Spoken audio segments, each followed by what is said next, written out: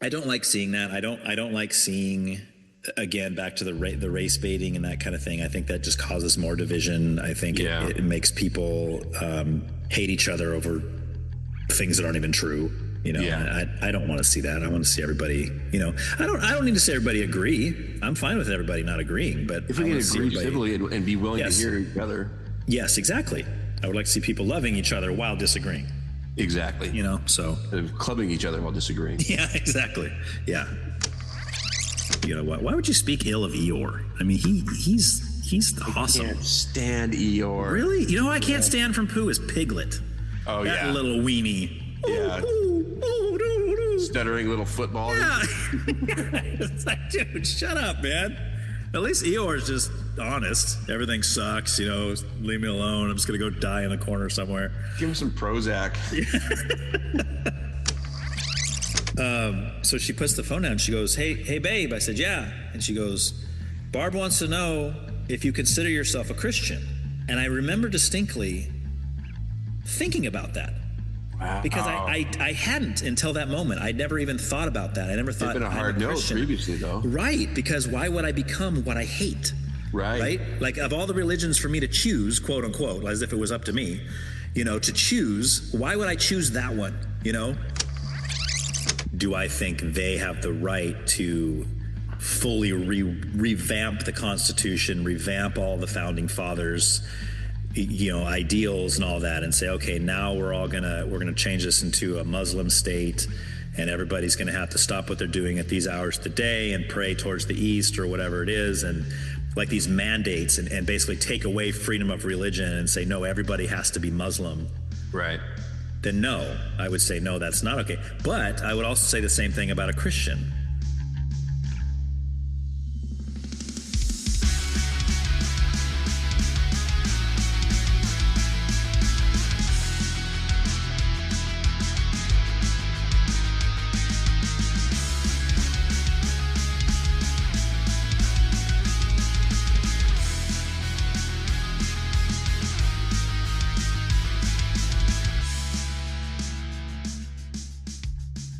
Hello there, and how the heck are you? You have found yourself listening, or attempting to listen, to another awe-inspiring episode of the Why Can't We Talk About That podcast. For this week's episode, we did something a little different. But first, I really appreciate all of you that have been spreading the word about this show. Download numbers are escalating, and I'm sure it's all because of you. But if we're ever going to reach Joe Rogan status, the rest of you out there are going to need to start putting in the work. You can't just listen to every episode and then not tell anyone about it. That's just wrong. Why should you keep all this amazing goodness to yourself? So please, get on out there and share. Thanks in the advance. Also, I would love to hear your thoughts on this episode, any other episode, or the show in general.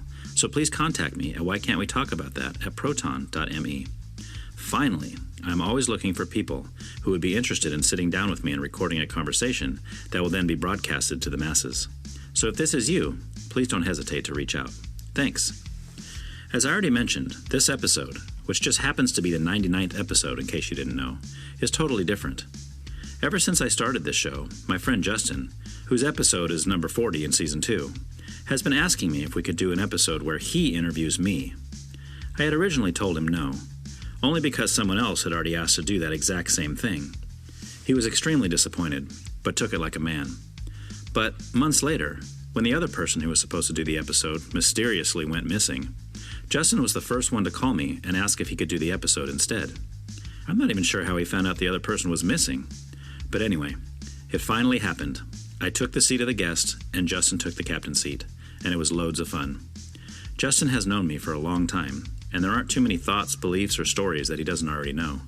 But even still, he did a great job of rehashing things he already knew, and also pulling some new things from my mind. There's enough seriousness to satisfy a Baptist shaman, and enough goofiness to toot the horn of a clown. So, I hope that you'll enjoy the conversation. Hey, what's up, buddy? What's up, man? Can you hear me all right? I can hear you. Can you hear me? I can hear you. Do I sound fantastic? As always. Well, you sound much better than you did last time, so you must have got rid of that Target microphone you had, or whatever that was. Yeah, it wasn't a Target microphone. Oh, I crack up because you remember that song you used to laugh so hard at that? Yeah. Where'd you get this microphone from? Target? What was that? Wreath. Yeah, B wreath. Be wreath. That's right. Yeah, classic. So funny. Yep.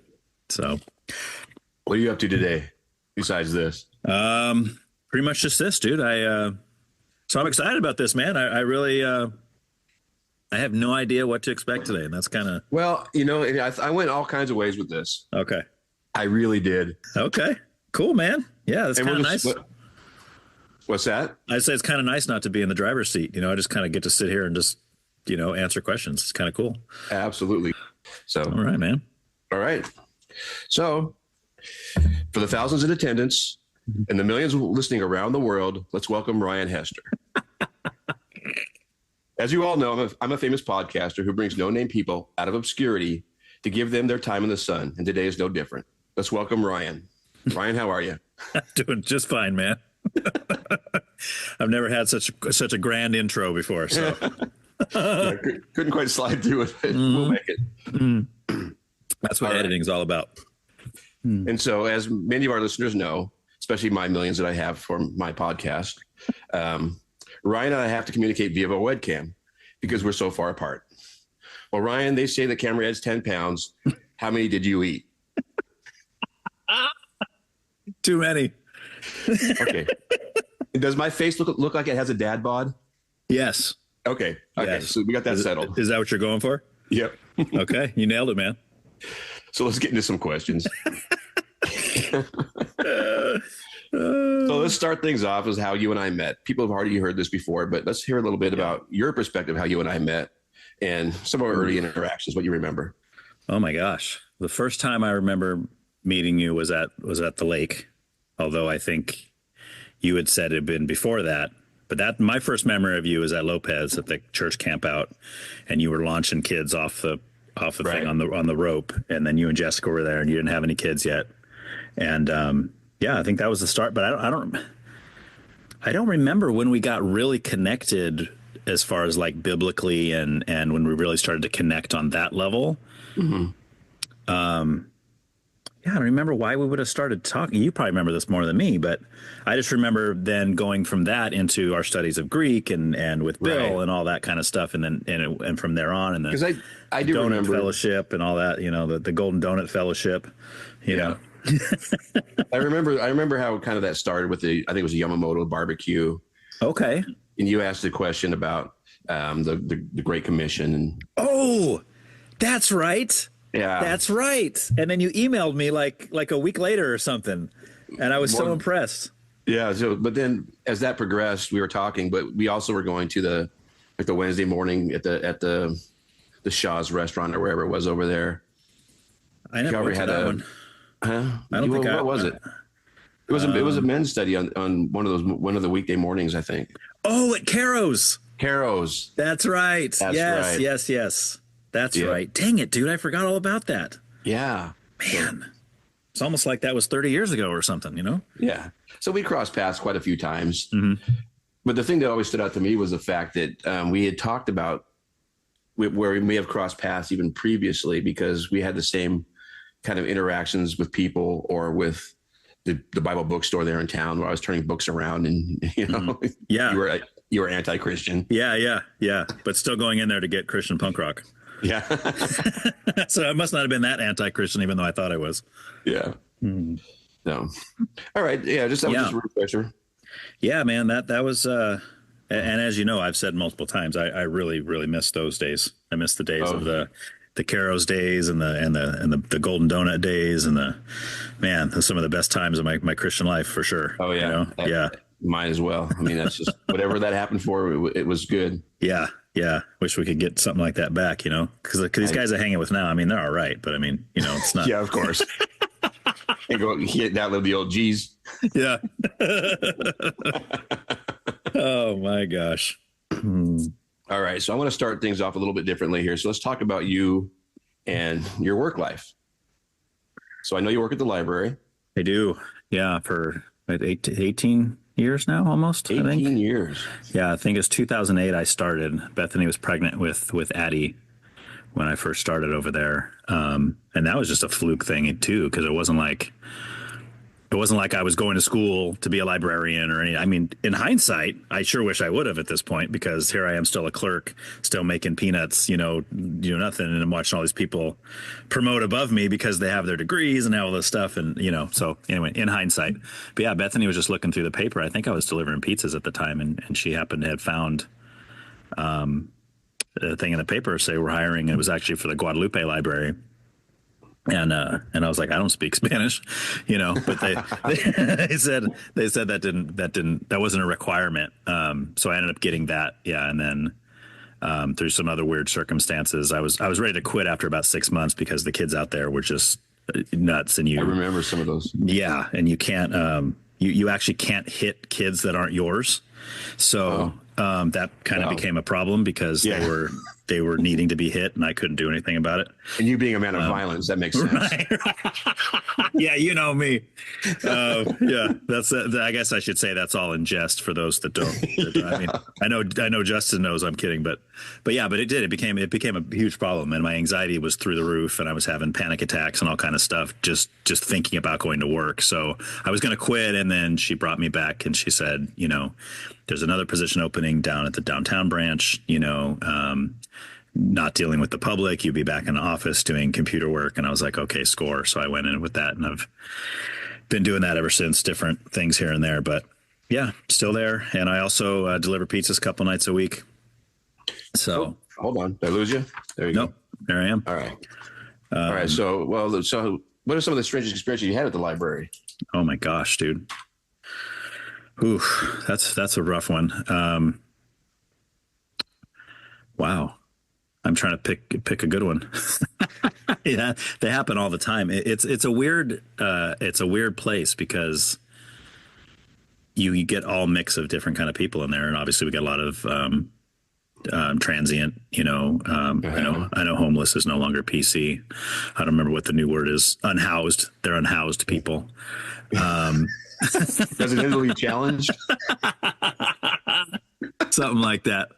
But it's interesting because we see a lot of the same people. Like I've seen, it's sad, but I mean, I've seen young girls come in there and they're pretty and they're, 18, 19 years old. They look good. They look well fed. And then you watch over the course of a few months, they look terrible. Oh, as the drugs get a hold of them, and they're on the streets, and they're, I've watched girls come in dressed, modest, normal. And then within a couple months, you can tell that they're probably prostituting their bodies, and everything else. And it's a really sad thing to see. But I mean, I guess the success side of that is when I've worked there that long, you also see the opposite of that. You see people that end up getting help, and then they come back in, and you've seen these people for years that are just either alcoholics or on drugs, or they're living on the street, and they end up getting some kind of help and come back in, and they're just totally different people. And you wouldn't even know the difference.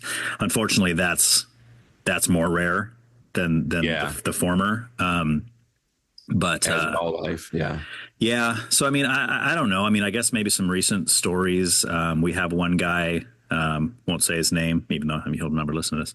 Won't say his name, but he likes to turn and look right at people that are on the other computers and just say weird things in another language to them. Oh. Yeah, he just irritates people like beyond belief. And I always thought to myself, dude, this guy's going to get decked. One day he's just going to say that to the wrong person. So I'm over at the circ desk, and I hear this one guy just starts screaming, "Shut up!" And I look up, and this other dude's standing up, and he's turned towards this guy. Well, this guy's the same guy I was talking about is turned at me, and he's just taunting him still. Oh, and this guy that's yelling at him is like 4 times his size. I'm going, dude, this is going to, so then it just keeps escalating, and we didn't have security there that day, of course. That's always the way it happens. Sure. But we called the Rangers, and they got, thankfully nobody was decked or anything. And, but it definitely, it definitely puts a stall on everything in the library. Like everybody's like, dude, like, I mean, everywhere you look in every department, everybody's standing there watching this take place because this guy is just screaming, "Shut up!" and then he started using profanities, "Shut the F up," and all that kind of stuff, just over and over and over. And then my boss went and stood between them. Then the Rangers showed up, and then that guy ended up getting excluded for a month. And he just came back like yesterday, and he seems to be keeping to himself now, so maybe that did the trick. Well, for the time being. Yeah. So I mean, so we get stuff like that. I mean, it's never. Sure. I've never seen. Well, no, there was one time a guy had a knife to a guy's throat, and that's normal for the area. Yeah, that's pretty normal. Yeah, brought him up to the clerk desk and was like, yeah, I need you to I forgot what he said. This guy ripped me off. I need you to call the police or something. I don't remember. Did you ask him for his library card at that point? Make sure he was a member? Yeah. No, I actually, thankfully, I wasn't helping that situation. So that was just that's a secondhand story. But well, that brings me to my next question. Then actually, all right, cool. What should the public library system be doing differently, in your opinion? Paying me more money. Well, of course. I have your supervisor on the line as we speak. Yeah, she might listen to this, but I don't know. So maybe that'll be of course she already knows I want more money. So I don't think that's going to be news to her. I don't know, man. I mean, there's a lot of different things I would do as far as like policies and that kind of stuff. I'm really harsh. I'm not very I'm not compassionate, but I'm also very low tolerance when it comes to. You're not lenient.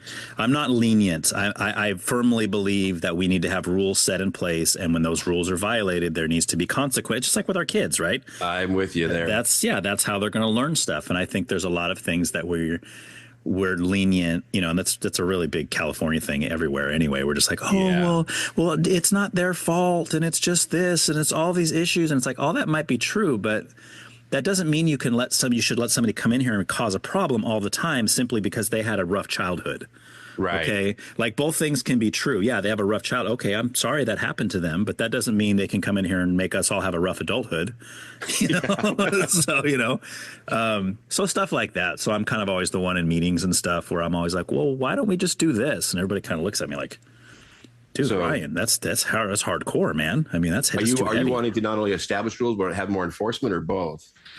Well, I think the rules that are currently in place are fine. It's just I think we're way too lax on a lot of it. It's like when you see those parents, and I know you and I can agree on this because I know we're similar parents, but when you see people out in public and they're like, now Johnny, if you do that again, I'm going to take away your toy. And then Johnny, I'll say stop again. Yeah, exactly. Right. And then Johnny looks at mom and then he does it again. And then what does she say? Now, Johnny, I just said, if you do that again, I'm going to take away your toy. And of course, Johnny's not stupid. Exactly. He's like, well, wait a minute. You said if I did it again, I'd lose my toy, but I've done it 5 times and here I am still holding my toy. Right. You're both be snatching the toy out of his hand. Right. Exactly. Oh, I would have, at that point, I just would have lit it on fire, and melt that sucker down, But so I mean, it's just stuff like that. I mean, and I think that's a big part of why people continue to do what people are going to do, whatever they can get away with. So if all you're getting is a slap on the hand, then it's just not gonna, Well, here, let me give you an example. There's another guy, and this is a good example because it's it truly at this point in life isn't really his fault. It's a state he's in now. I don't know if it's decisions he made in the past that put him in this state, but he's obviously schizophrenic or he's talking to himself all the time, but he's a regular. He's there every day. Uh-huh. He comes in, but the problem is he walks back and forth throughout the library and he mumbles. Well, not even mumbles. He's pretty loud. He talks to himself or talks to whoever the people are around him that we can't see, but he uses a lot of profanity. Okay. And he makes people feel uncomfortable. I have had moms come in with their kids and they see this guy walking around doing that and they don't want to come back anymore. Right. They're like, I don't want, and I understand. I mean, there's a reason why my kids don't come to the library hardly either, because you just don't, and I understand it's not like the guy can't help it at this point. It's just kind of who he is, but at the same time, we don't want a bunch of nice families not wanting to come to the library anymore because there's schizophrenic people walking around dropping F-bombs every 5 seconds, So my whole thing is like, well, we need to exclude him. We need to tell him, look, you can't do that. You cannot use that kind of language in the library. And if you continue to do so, you will not be allowed to use the library anymore, And for a while we were doing that. He got excluded a few times for that, and he came back, and for a while it was okay, and then but now he's right back to it.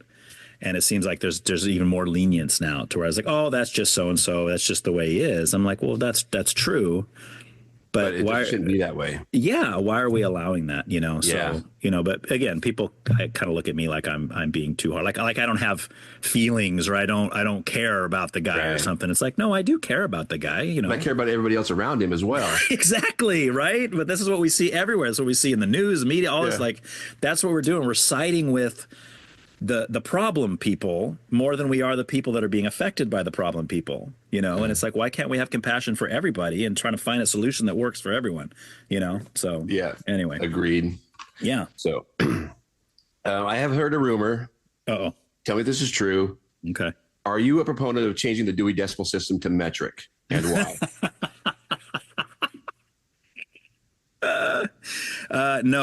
No, I'm not a proponent of that. I couldn't even tell you, dude. You could have asked me if the Dewey Decimal System was metric, and I wouldn't even know how to answer that. I don't. Right? Isn't metric is like we don't have metric here, right? Wait, we don't have metric. Is that like everyone else in the world has metric and we don't? Is that what it is? Correct. We're on the imperial measurement system. Is that what it's called? Imperial? Yes. So we have like centimeters, or is that metric? That's metric. But we have centimeters. Well, we still use them here, but I mean. Okay. So what do we use? Inches? We use inches. So that's imperial? That's imperial. Inches, feet, miles. The Dewey Decimal System is not a unit of measure. Well, the Dewey Decimal System is just numbers, though. Correct. So that's not really metric or imperial. Okay. So now you got me thinking, like, wait, what in the world? But I'm glad we hashed that out. Yeah. See, this is important stuff. Just in case somebody asks me that someday, I'll be like, well, actually, clearly, you're not a proponent if you're not even knowing what it is. Yeah, I don't even know. Yeah, I don't even really know that Dewey. I mean, I know that like with nonfiction, we do the numbers still, but I know fiction's just by author and that kind of thing. Oh, wow. So interesting. Yeah. I didn't realize that was actually fading away. Well, I mean, again, with nonfiction, it's always going to be that. It's not going to be by author ever, I don't think, because if you're looking for a certain topic, you want to look up, how to get involved in like dog fighting or something. You're going to want to find a book on dog fighting. You're going to have to go to that section, because otherwise you'd have to know the title of the book, like Michael Vick wrote about dog fighting, and you'd have to find that in the author area. So yeah. So as far as that'll stay the same, but. Yeah, interesting. So one last library question for you. All right, hit it. Does Dr. Seuss know that you ruined book endings for children at the library? That I ruined book endings? You ruined book endings for children at the library. I did? Me personally? Yeah. No. I've heard. I didn't even know I did that, let alone Dr. Seuss. Yeah, I'm pretty sure that when the kids are being read to in the library, you go and ruin the ending for them. Oh, I walk in and I tell them specifically with Dr. Seuss books. Yeah, well, maybe. Yeah. I like Dr. Seuss. On who? Yes. It's funny you mentioned that though, because last night we were playing Caboodle. No. What's the game where you draw cards and you either make something out of clay, or you answer a trivia question, or you got to do like a word. What the heck? Cranium. Do you remember that game, Cranium? I don't think I've ever played it. Okay. So me and Asher were on a team. I'll just tell you this real quick because it's Dr. Seuss related. So me and Asher were on a team, and Addie and Bethany were on a team. And the thing was, you have like 60 seconds. I have my own sheet of paper. Asher has his own sheet of paper. And Bethany's going to read a topic or a heading, right? And I have to write down 3 words, not 3 sentences, just 3 words that have to do with that topic or that heading. And Asher's going to do the same thing on his. And in order for us to get the points, we have to match at least one of those words. Okay? Okay. Just one. Yeah. So Bethany says, she goes, okay, go. She puts the timer over. She says, Dr. Seuss. This was just last night. And I'm like, okay, piece of cake. I mean, my kids grew up, I read them Dr. Seuss growing up. They know all the books, piece of cake. I'm going to pick the 3 like most well-known. So I'm like, all right, what do I got? Cat in the Hat. So I write, cat is my first word. Hat is my second word. And I'm like, well, I'll pick a third book. So I put Fox, right? For Fox and Socks. Okay. I'm like, we got this, you know, timer's up. We move over to Ash, right? What do you got, Ash? He's like, Dad, I know you got this one. This is so obvious. I was like, all right, let's see it. And he wrote hop on pop. And I was like, and I showed him mine. I was like, no, dude, cat, hat, fox. He's like, how could you not? He's like, Dad, you are pop. Hop on pop. I mean, I thought for sure you would pick that book, you know, and I'm like, no. I was like, dude. It's like, dang it. So anyway, it's kind of funny. Oh my. Yeah. What was that game that we played where you had to write a description, scroll it up, and then draw a picture? Oh, Scribblish. Yeah, and then that time I drew a steaming pile of poo underneath. That was for Laura, right? It was with the Laura. Oh, look on her face, dude. I will never forget. And she still remembers that too, because whenever we play that now, as she's an adult, I always bring that up. Do you remember when Justin put the dog with the steaming pile behind it right there? And she's like, yes. It was her dog. It was her dog. I put the pile underneath it so she didn't see it till I got all the way back around to her. That's so funny. That game's a blast, man. Oh yeah. I have to get that one. I have to write that down. Yeah, you should.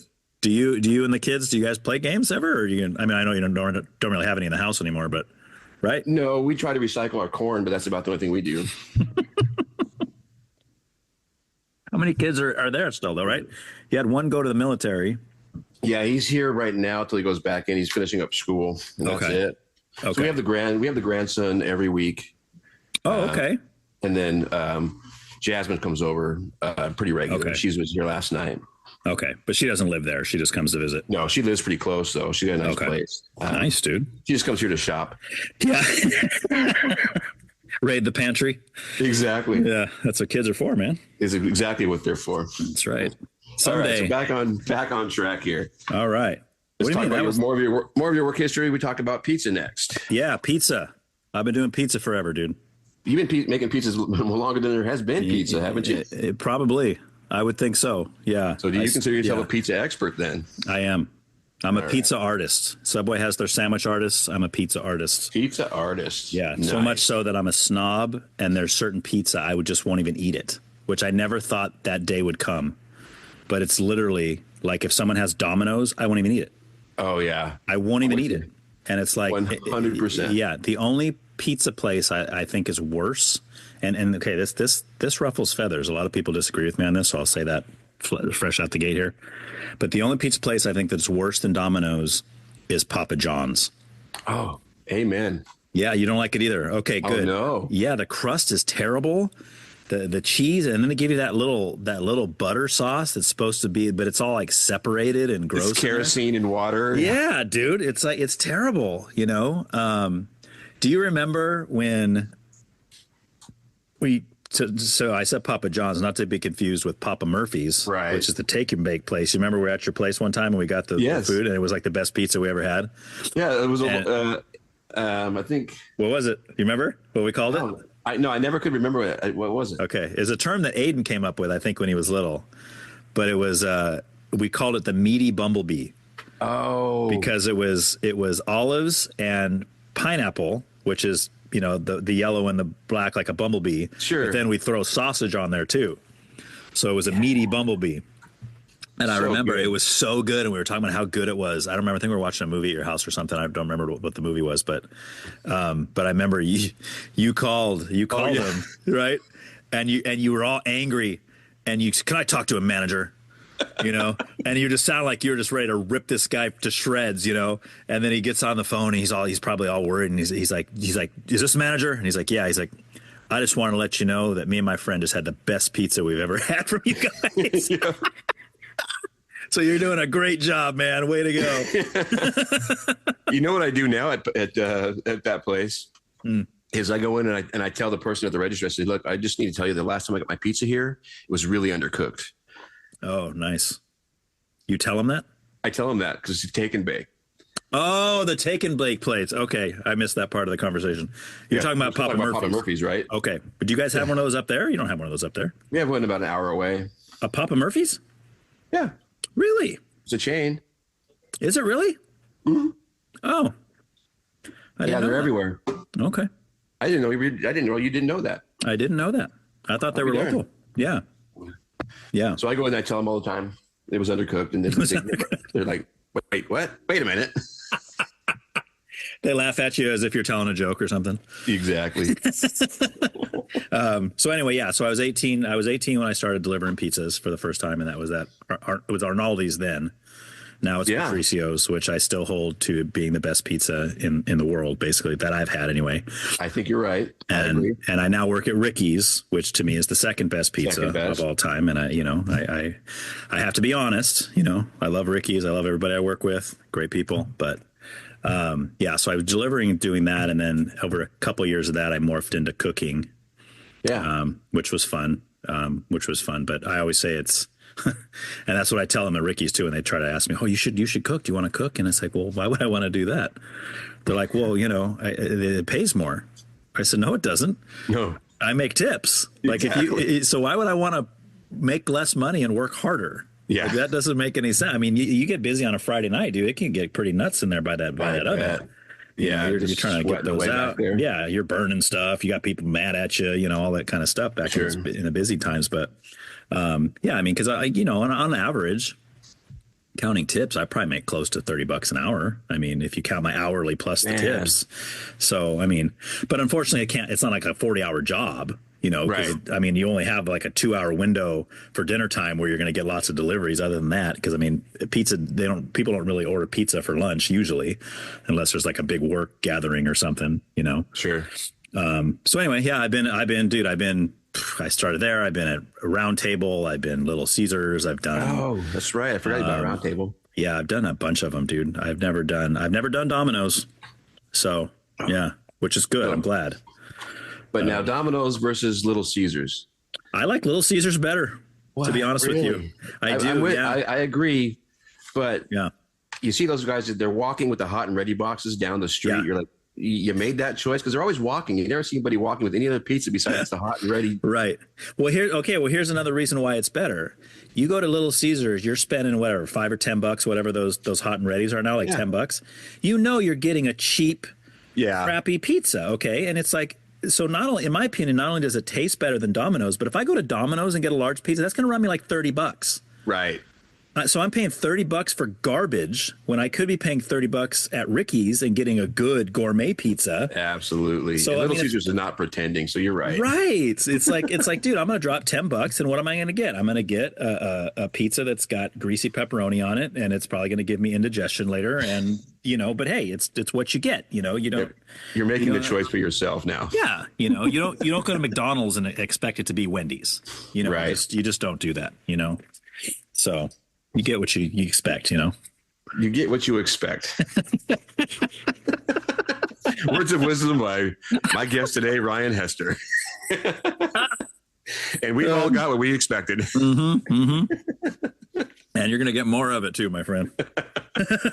Whatever it is, you're getting more of it. Right. So anyway, what was your weirdest or most memorable delivery? Okay. Oh, I can't believe it. Okay. So I'm gonna tell this. And my friend Brighton, who is like 23, 24, he's my boss. I'm sorry, we're out of time for this episode. I'll see you tomorrow. So he's my boss over there, and he knows this story, and I don't even know if my family knows this story. Oh boy. And okay, so the details are sketchy because this was a long time ago. But I was delivering for Arnaldi's back. I must have been, I don't know, 19 or 20, maybe a little older. And I delivered to this house, and the door opens up, and there's like all these young girls. I mean, not young girls. They were adults, young adults, dressed in like lingerie, basically. Oh, okay. Open the door. You have my attention. Okay. If you never heard the story, you're gonna think I'm lying.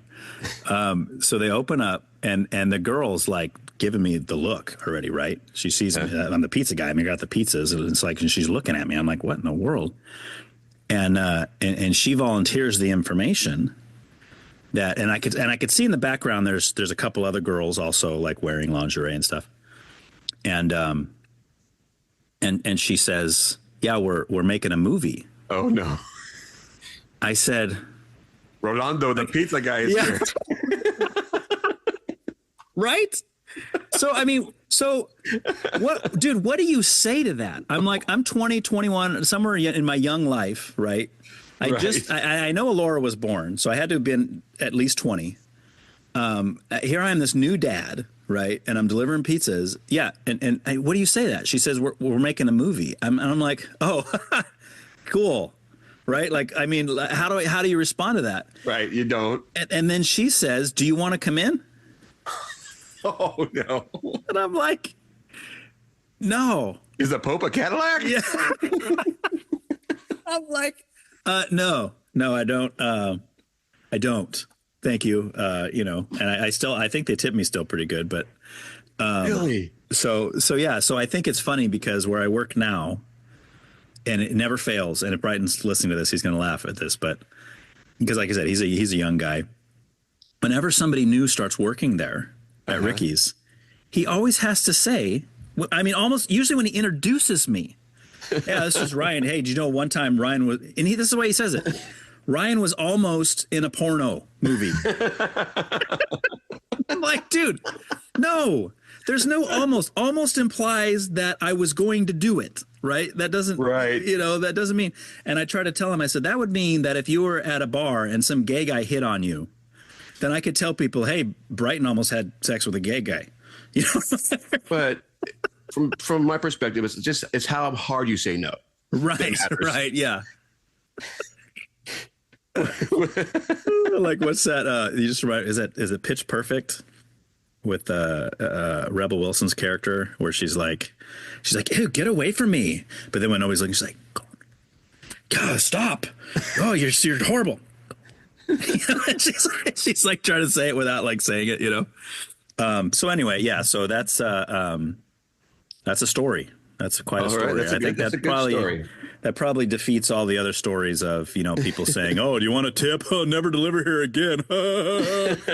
Yeah. Loser, so. Wow. Or if the total's, 34.98 and they give you 35 and they say, dude, go ahead and keep the change, man. Yeah. 2 cents. Thanks, man. 2 cents. Big spender. Yeah. Yeah. And I give it back to him. So here, that's just my 2 cents right there. Yeah. Put that to your kids' college fund. Yeah, exactly. So you deliver pizzas and make podcasts. Mm-hmm. Mm-hmm. Have you ever thought about just sticking with the pizza? Yeah. That pizza pays better. Well, true. But the podcasting is more fun. Yeah. Well, good. We're going to talk about that right now in this next segment. All right. Which is entitled Podcasts. Yeah. Make sure you can see that. Our listening audience can't see, but oh wow, that's your cheat sheet or what? That's my cheat sheet. Nice, dude. I try to memorize these things, but you know, I'm too old for that. Mm-hmm. Mm-hmm. So I'm just winging it. Okay, cool. So let's do podcasts now. All right. Hold on. Okay.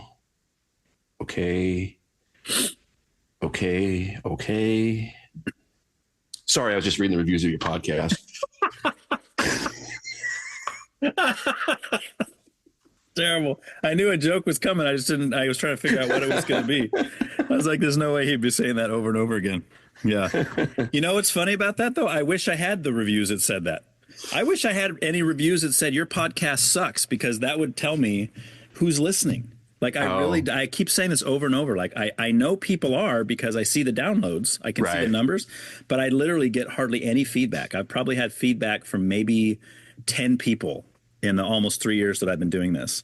That's common with anything, though. You'll get maybe a 1% return on anything you do. Yeah. Which sucks, because I want to know, like, what do you like? What do you not like? Should I hang it up? Should I just go back to delivering pizzas?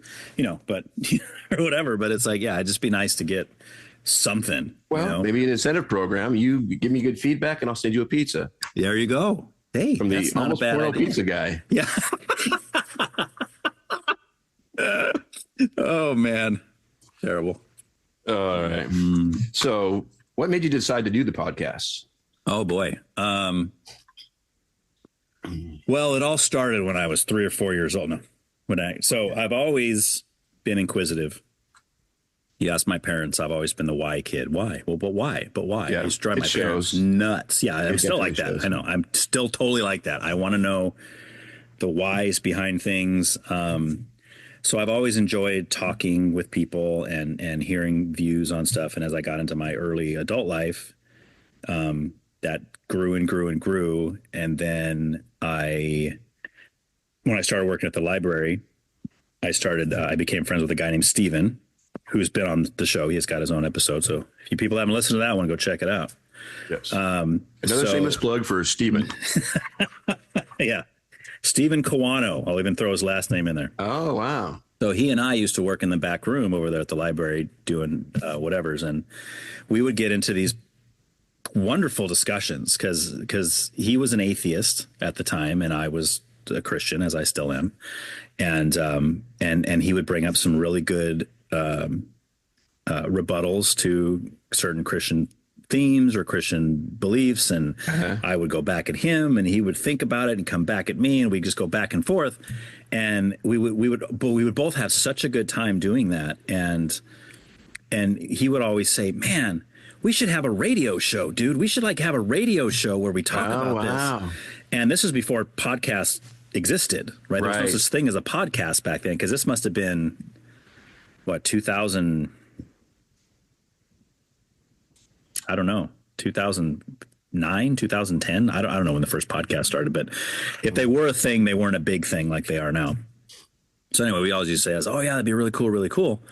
So then we never went anywhere. He ended up leaving the library, got a job somewhere else. And then my other friend, Chris, who you know, he started a podcast called, oh my gosh, Are We Okay? It was called Are We Okay? And his format was... Do we have to bleep that out? It's not our podcast? Well, the podcast is no longer... I'm asking the producers right now. Hang on a second. Okay, no, we're okay. Go ahead. It is a now defunct podcast called Are We Okay? And he would have different... I think his thing was having creative people on the show. And he would ask them, whatever questions, and they would just, kind of like we do on this one, is just free form, just kind of bouncing off each other. He didn't have the the music, politics, spirituality like I do, but it was similar in the way that it was being done. And he would always get around to somewhere towards the end asking them, do you believe in God? Which I thought was cool because, Chris has been on my show. Everybody that's listened to those episodes knows he's open to the idea of God, but as of yet, he still doesn't believe. Right. At least in a traditional way. So anyway, so he was doing that show and he had asked me to be on his show.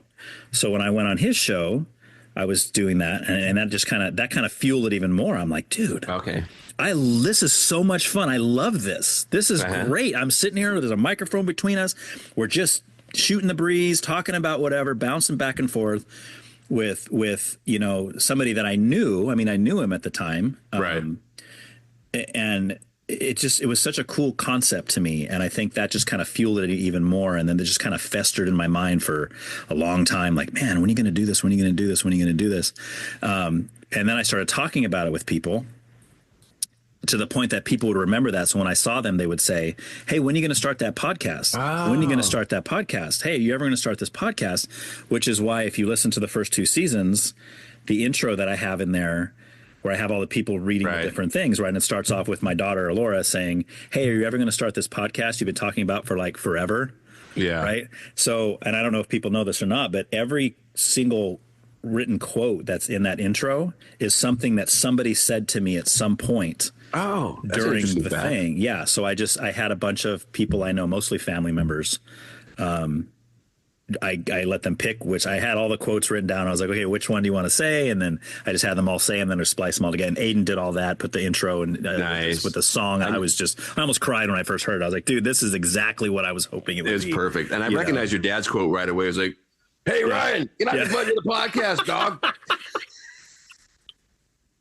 Yeah, my dad and his Better dog. make the final cut, but Yeah, my dad is in there actually. He's what does he say? I forgot what he says now. Wouldn't it be better to just do what is it? Just do one topic? One episode per topic. Oh, gotcha. Because that's what people have said too. It's like, it's 3 hours, 4 hours long. That's way too long. Why don't you just do like one that's for music, an hour for music, and one episode, and then the other? And I'm like, well, why don't you just listen to an hour and then stop? Right. And then listen to the second hour later. I mean, nobody's telling you have to listen to 3 hours straight. And how are you going to schedule that with somebody to do 3 different 1 hour interviews? Exactly. Although there are a few people that I've almost done that with just because that's the only way they could do it. Oh, okay. Because they're like, I don't have 3 or 4 hours to give up. I said, tell you what, just give me an hour slot every day for like 1 day a week for 4 weeks. Perfect. And then I'll splice them all together into one episode, Right. So then it just kind of was there. It was growing. I really want to do this. I really want to do this. But you know me, I'm not techie at all. I have no idea what I'm doing. And so I started running the ideas by Aiden. I was like, hey, here's what I want to do. And Aiden was living down in Corona at the time. He wasn't even at home.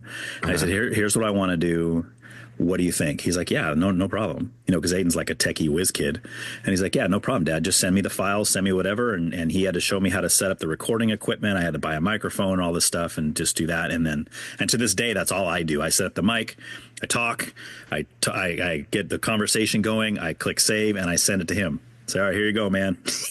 It's like, make it sound good, Nice. So let me ask you this out of personal curiosity. What kind of mic did you get? Did you get a mic, a little mixer or a recording device, or are you just like using like an Audacity or something free and a microphone?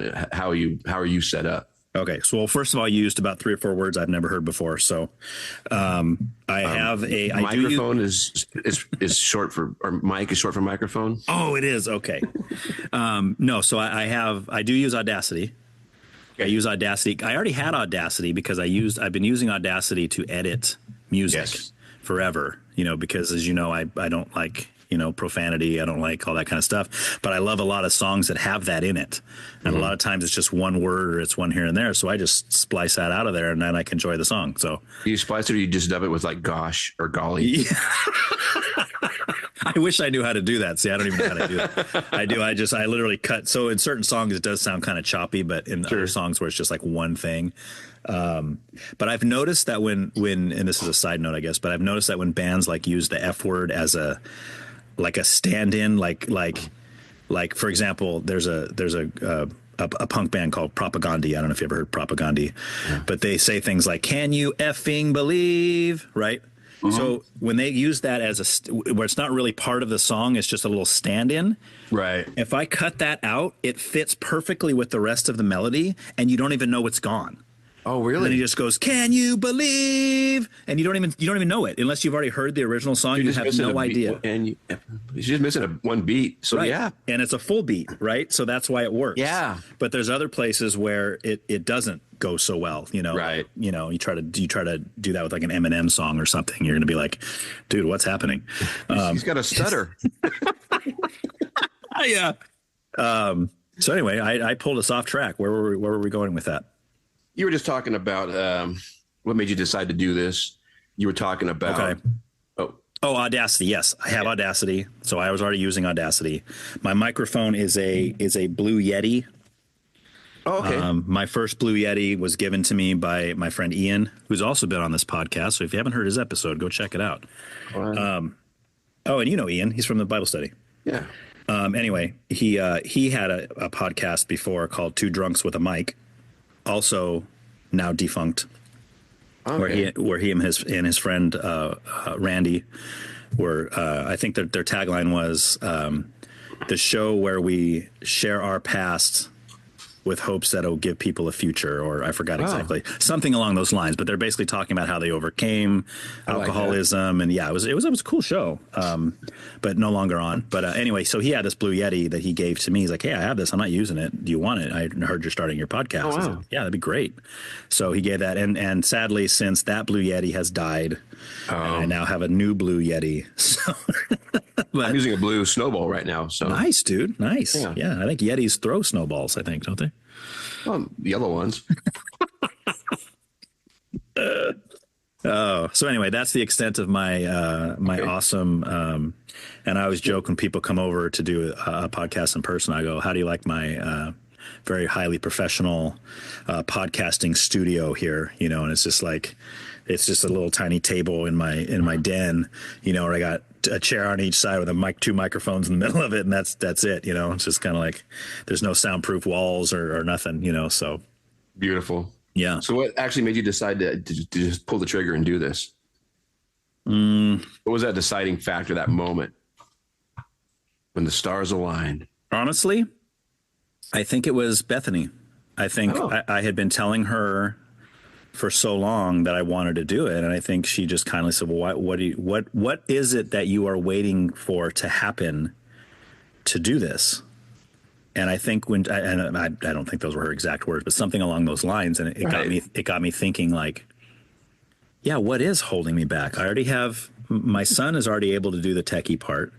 I already like talking to people.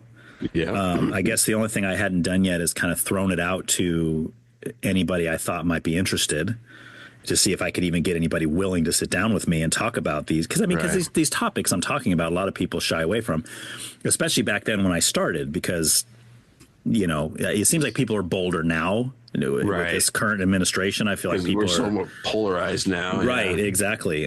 So back then it was people were a little more hesitant, but I had been talking to another guy at work who was on the first episode of the whole show, and he had agreed to do it. And there was another girl I worked with, Cindy, who I was talking to her on a lunch break. I said, "Hey, you know," because her and I would have these great conversations just on a lunch break. And in the break room at work. And I was like, "Hey, would you ever consider, I'm thinking about starting a podcast. If I did, would you come on and would you talk about these things?" And she's like, "Yeah." I was like, "Okay, cool. I got at least 2 people." Yeah. So that kind of got the ball rolling. And then I was like, "All right, well, I guess I'm doing this." Awesome. But I've noticed just trying to promote your podcast, people say yes and they never follow through. So how much of that have you gotten? A lot. I've gotten a lot of that. I seem to get more of that from, and this is no shot to people like you and other people that have been so instrumental in recommending people and giving me numbers and all that. There's you and my other friend Jimmy have been huge on that. Like they're all about it. You guys are constantly sending me numbers of people, names, and I always ask you, did you ask them if they want to do it? Are they sure they want to do it? And you guys are always like, "Oh yeah, he's totally into it," you know? And again, I think it's just people saying that, maybe, because unfortunately, like 80% of them either never respond to me, or I've even had people say, "Yeah, let's do it." You know, I've had guys call me on the phone and I'll have a conversation. They'll be asking me all about it. I was like, "Here's what it's going to be like. Here's what we talk about." You know, I don't want people to be blindsided. And I let them know everything we're going to do. And they're like, "Oh, that sounds great, man." I get them on the schedule, and then I never hear from them again. Yeah. Up to the point of literally the day of, I'm supposed to record with them, and they just don't show up. And they don't respond to my text. They don't respond to my email. Yeah, I'm like, "Look, if you don't want to do it, don't do it. I don't want anybody to do it that doesn't want to do it. But at least tell me, hey, I decided otherwise. I don't want to do it." Because you don't understand, like, I'm clearing out a whole day for this. Like, my family's leaving the house. I got all this stuff planned. In some cases, I've taken the day off work because it might be early dating life. Yeah. My family leaves, took the day off of work. She doesn't show up. That was the worst blind date ever, you know. But yeah, so I mean, I just wish there was better communication about it. And like I said, I mean, I'm open to people not wanting to do it. I understand. I totally understand why people would be hesitant. One of the most hard things for me lately is that there's a few people over the last maybe 6 months to a year that I've come across either through work or through whatever means, right? Just meeting these people just like as a fluke, and you get to talking to them and you think to yourself, they would be perfect. Like this person is this would be one of the best episodes I ever recorded, and I can already tell, and they just won't do it. I know the same people you're talking about. Do it. Yeah, man. And I'm like, and we'll be talking but I'll still be getting in these conversations with these people. Yeah. And every time it's over, I'll be like, man, you know what? That would have been great for a podcast episode. And they just laugh. Ha ha ha. Yeah. I'm like, no, like really, like, why don't you just, why would you do this? But but they're hesitant. They might not want the whole world to know what they think. Take my idea from the previous porno pizza guy. Just give him a free pizza. Give him a free pizza. Say, here you go. Maybe I could get Ricky's to sponsor that. Maybe there you go. They would supply the pizza and be like, hey, man, I got a free Ricky's pizza. And that's not none of that Domino's garbage. We're talking about good quality pizza. It had to be Ricky's by the slice, though, because that's pretty good pizza. You don't want to go too far. That's true. That is true. Yeah. Well, how much time do you invest during the week to do this? Now for this season 3, and I think it's probably the final season. Not that I think it's going to be over anytime soon. I found a format that works for me. The only reason there's been a switch in season streamlined. Yeah, it's just kind of like the first season had a certain way, and then the second season I added some certain things, and then by the third season I changed it up a little bit, and that's just kind of the format that I've been sticking with ever since. But so I think that'll be so. Anyway, the way I've set it up now is I'm only recording one a week.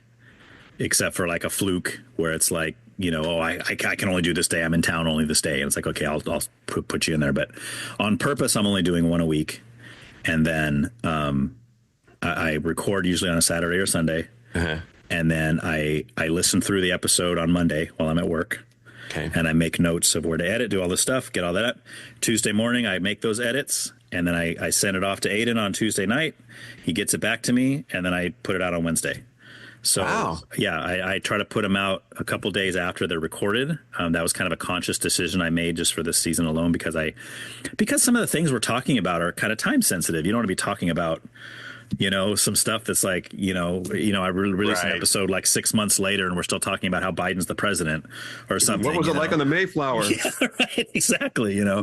So the time I put in now, I think is far less than it was before, when sometimes I was doing 2 and 3 recordings a week, and I would sometimes have 10 to 12 episodes in the tank that I still had to edit through, and I would spend a whole weekend just listening through and making edits and doing all this stuff. I had to tell Bethany, hey, I'm off to this weekend. You're not going to see me.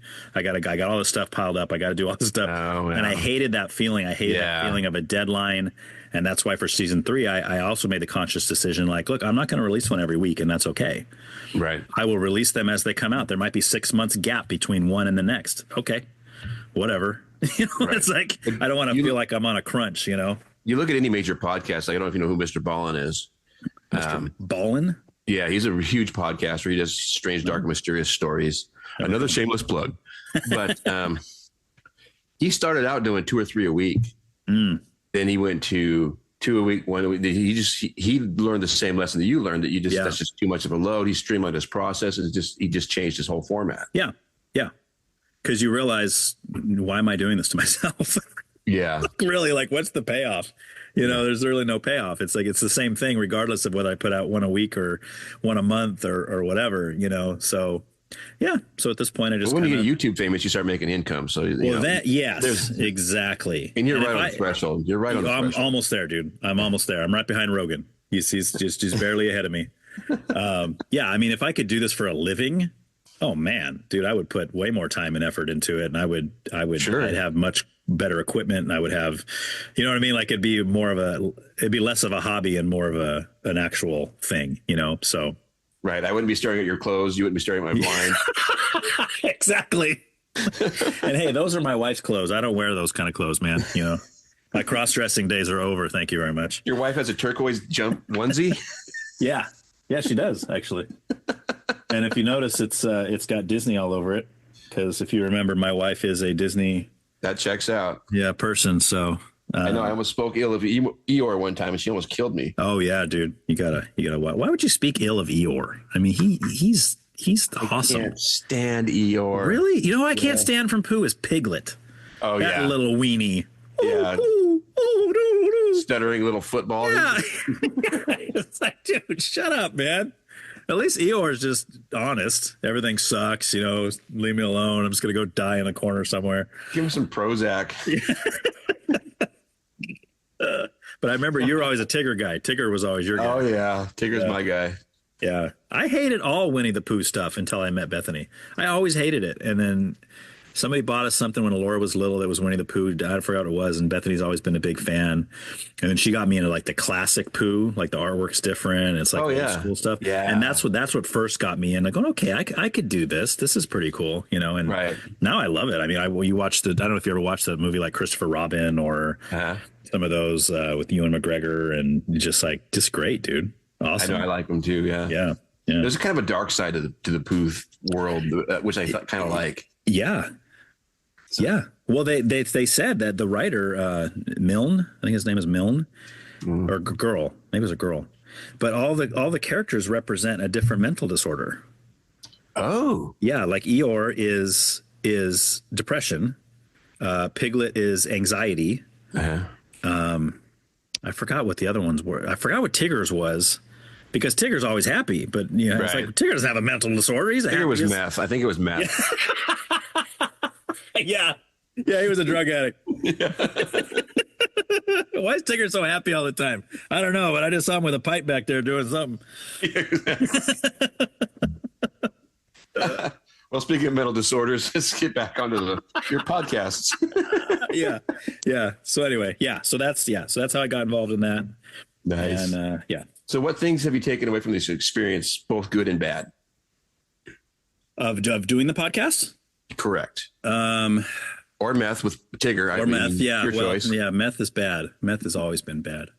Not that I would know from firsthand experience, because I've never tried it. But anyway, so I think mostly good experience that I've had. I mean, because whether I have somebody across from me who agrees with me on almost everything, or whether I have somebody who doesn't, I mean, I've literally done episodes where there's no agreement. I mean, it could be like, oh, the sky is blue. No, it's not.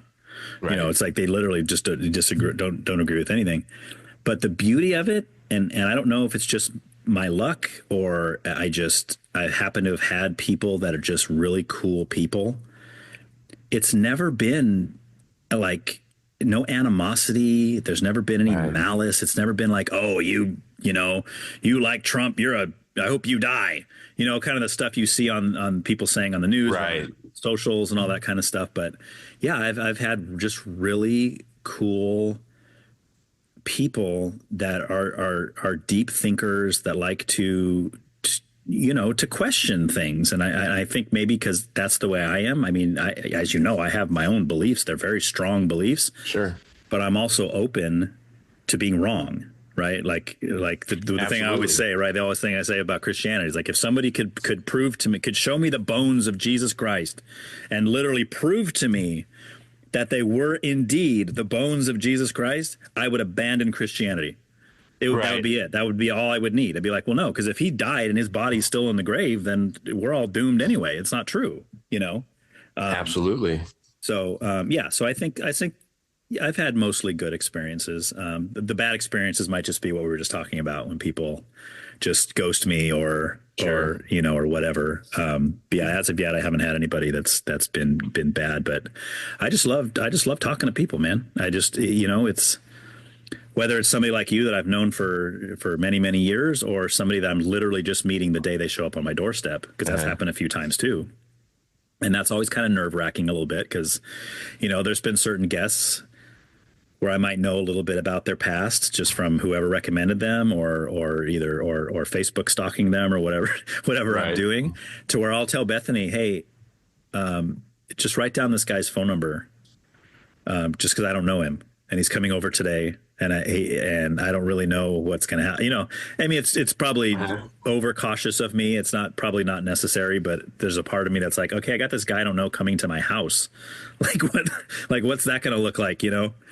So, especially given some of the topics that we talk about, so, yeah, but anyway. Yeah, that's interesting. I was going to ask you now. I forgot my whole line of thought. You stretched it right out of your mind, dude. I stretched it right out of my mind. Have you had any feedback from people who didn't like the way they were represented or thought they were misrepresented? Yes, I have. And it was kind of funny.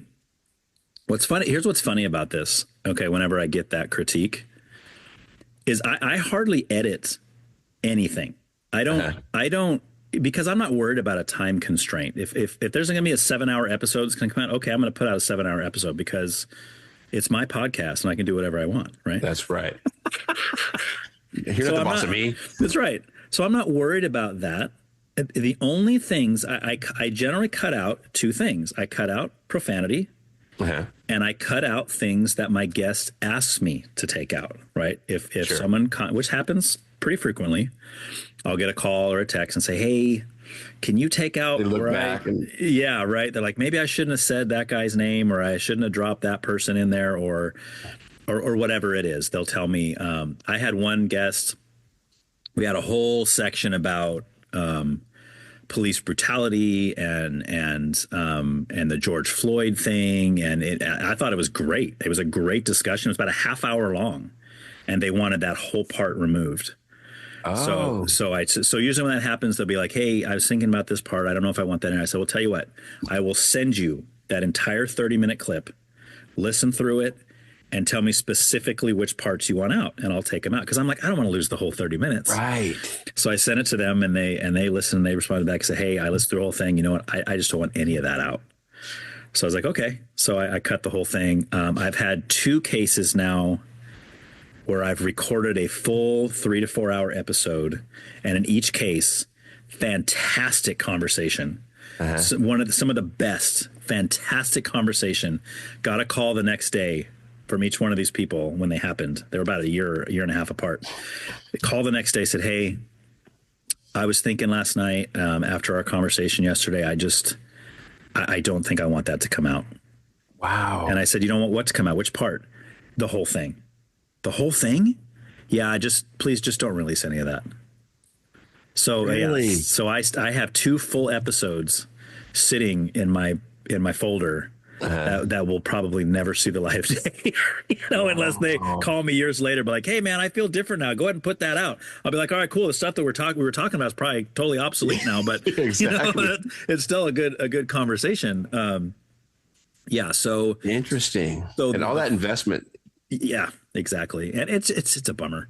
Yeah. But the one that was funny what I was getting to is when I said I don't edit anything. I don't take out. I don't doctor conversations to make them sound one way or another, to make me sound smart, to make them sound stupid. Or in fact, one of the other things I edit out is usually I do this, if someone says the wrong thing, even if they don't know it's the wrong thing, but I know it's the wrong thing. Like they say, oh, and this band sang, or whatever. Oh, like, Green Day did, whatever, Every Breath You Take or something, or whatever it is. Right.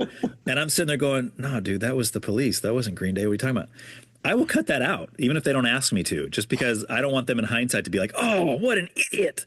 I said that, and now it's out there for the world. That's a good call. Yeah, so I have no intention of making people look or sound stupid. So this one person who tells me... It's up to them on their own.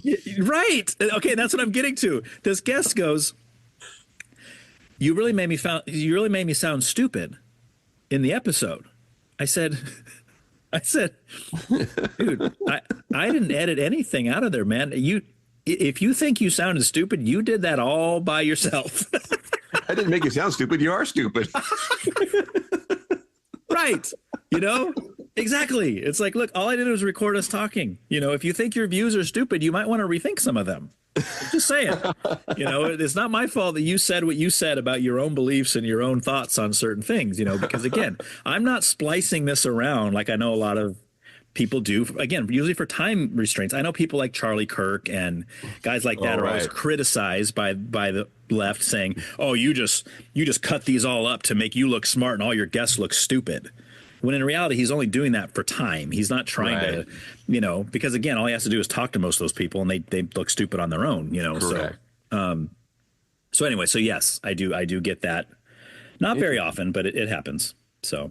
And you have quite a few followers now. I mean, I don't know how many you have, Yeah. How long does it take you to apologize to each one of them? Well, if they ever contacted me, it's going to take forever because they're never going to contact me. So, I wish I could apologize to all of them, you know? So this will be it. This is my public apology for all of those that listen and don't ever contact me. So, All right. You good right now? I need a break or anything? I'm good. I peed yesterday. So, Oh, good. yeah. At our age, that's pretty lucky. Yeah. No, I'm good now. I might need a break in the next hour or so, but I'm good for now. I mean, unless you need a break, we can take one. No, I'm good. I got to stretch every once in a while. Yeah. Yeah. You're older than me, so. That's true. And I got to, my back does not let me sit long. All right. So let's get into your classics here. We'll start with music. All right.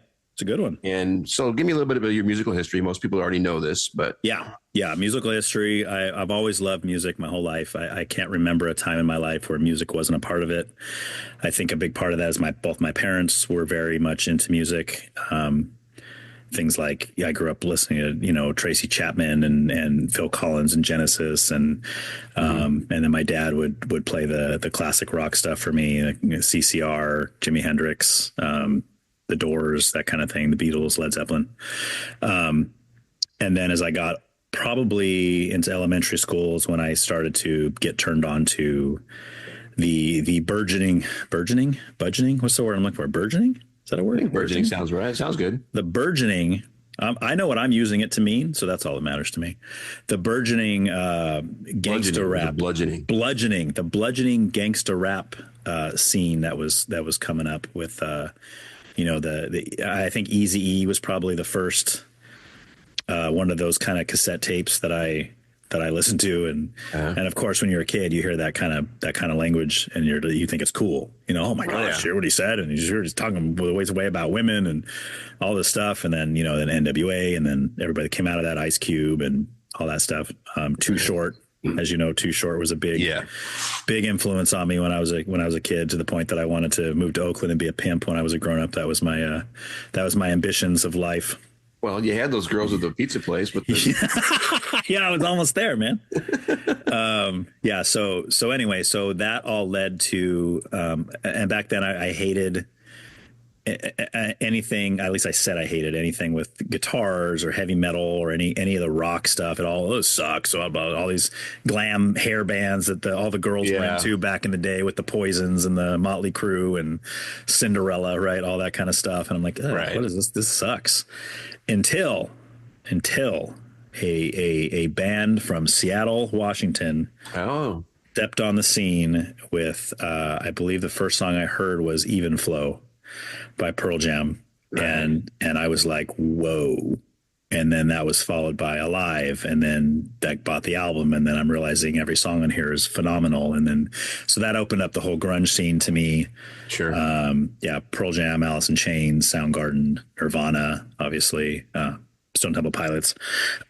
And then my parents got me tickets to see Pearl Jam play at Golden Gate Park in this must have been 93, 94. Pearl Jam's Vitalogy album had just come out. And we went there, and I was there to see Pearl Jam, and I left there. I shouldn't say not caring about Pearl. I was mad at Pearl Jam when we left there because they only played 6 songs and they left. Because Eddie Vedder supposedly had food poisoning, and he says, "Oh, I'm all messed up. I'm out of here." But he's like, "But I heard Neil Young's around here somewhere, so he's going to play." Okay. So now, in hindsight, So we left after that. We didn't stay for Neil Young. And now I wish we would have stayed for Neil Young. But at the time, I was like, who's this old guy? Old man, look at my life. It's like, I don't want none of that. I would have loved to have seen Neil. I mean, wow. Oh, me too. Now where I'm at now, I would pay money to see Neil Young now if he played somewhere close to me. I love Neil Young. He's great. He's a great songwriter. But at the time I was ticked. But my point is, Bad Religion opened up for Pearl Jam at that show. And I'd never really been exposed to punk. I know people will argue whether or not Bad Religion's punk, especially at that stage in 93, 94, when Stranger Than Fiction had just come out and they sold out, all this kind of stuff. They're opening for Pearl Jam. What a bunch of sellouts, But I was hooked, and I was like, Nice. oh my gosh, this is the greatest thing I've ever heard in my entire life. And then I went to Circuit City, which is now Joann's Fabrics. Oh, yes. And I bought every Bad Religion CD I could get my hands on. It didn't matter if it was the first one, the second one, the newest one. Really? I've got all of them, and I just was listening to them nonstop. And then Music moment for you. oh, big time. Oh, it was life altering Wow. moment for me, because then as soon as that, and then I played out everything Bad Religion, played it all out. I knew all the songs by heart. I'm singing in my car. I got it all. Okay, I need more of this kind of music. So that led me into some of the Bad Religion was on Epitaph Records, which I think the guitarist for Bad Religion owns Epitaph Records. So that led me to some of these compilation CDs of by Epitaph, by other Epitaph I remember bands. those. That was so great. Right? Yeah, Did they you were find called- other bands. Yeah, they were called Punkorama. There's Punkorama, and there's got to be like 12 volumes at this point. But I started getting those, and back then they were like $2 because the label wanted you to hear these other bands, so you'd buy the whole CDs, which is exactly what I did. So yeah, so I would get on there, and then that's when I first started hearing Pennywise and NoFX and some of these other ones, and then that led me into getting really into NoFX, which led me into Fat Records, which is owned by the singer for NoFX, and then all those bands and Fat Records with the Strung Out, the Good Riddance, and the all that stuff. So anyway, it was just full from there on out. It was boom, all 90s skate punk stuff all over it. Whatever I could get my hands on, and I just got really into all that. And then then when I moved to San Diego, I met another guy, Jeremy Runkle, who's also been on this show. If you haven't checked out that episode, check it out. Another shameless plug. Where and he turned me on to a lot of other punk rock that I had never heard of before. He's the one that introduced me to my favorite band of all time, which is called 15. So yeah, so that just, and ever since, I mean, I like, as you know, I like all kinds of music. I mean, there's really not a single genre of music I don't like, but that 90s skate punk is just where it's at for me. That's awesome. And you to this day, you still hold that. Still hold it firmly on that one. Still hold it. Even when I started getting into Christian music, I was listening mostly to the Christian bands that were skate punk, the MXPX and 90 Pound Wuss and Dogwood and, some of that stuff. So yeah. In fact, that reminds me of a story, because when you and I first met, one of those times before we officially met, we were talking at Calvary Chapel, and you told me yourself that you could pretty much find a Christian alternative for any band that I liked. Yeah. And to this day, I've always been amazed by your musical knowledge and your passion for music. You really are a unique guy when it comes to that. So, thanks, but yeah. So what did you throw at me? Do you remember throwing one at me? Like I do. I said AC/DC, and you said, "Oh, that's pretty unique." I don't even know if I could think of something like that now. You couldn't then either. So yeah, because AC/DC is that's too hard. I mean, that'd be like if you said, what's the Christian version of like the B-52s? Right. Or Yanni. Yeah, or Yanni. Yeah, exactly. You having an earthquake, dude? Or well, I don't know if you see that too, but does my face keep getting dark? Yes. Dark, and then light, and then dark. Yeah. So I'm trying to figure out why that is. So I'm moving my. I think it's a glare off of my forehead. Could be. I just want to make sure I'm as bright as possible so you can see me in all my glory. So, Trust me, I've seen it. It's not trying to forget. Yeah, it's not that glorious. The therapy sessions are getting more expensive. Yeah. So, all right. So anyway, So that's that. So tell me about the best and worst concert you've been to. Oh my gosh. Dang, dude. Boy, you should have gave me a heads up on that one. That's going to be a hard one to answer. Well, it's funny because the concert I just mentioned is both the best and the worst, right? Because it turned me on to punk rock, but then at the same time, it sucked because to this day I haven't seen Pearl Jam live again, and I only got to hear play 6 songs. Yeah, so I would still like to, because I most people think that Pearl Jam just died and just fell off the face of the earth, but they still are releasing albums. Like they just put one out. Yeah, they just put one out like a year ago. Like they're still releasing music and it's still good. Is it? Right? Yeah. I mean, they had their heyday. I mean, you're never gonna recreate the 10 album. I mean, that was where it was at. But they still put out good stuff. Still good songwriters. So anyway, so that show would be up there. The one time I got to see 15 live, was a standout, just because that band means so much to me personally, and I just really looked up, and the songwriter of that band is so personable, and you feel like you know him, you feel like you're friends with him or something when you see him live. Did you make eye contact? I did. Yeah, I did. Oh, yeah. Wonderful moment. I threw my panties on stage, dude. I thought it was a parachute. No, back then I was skinny, dude.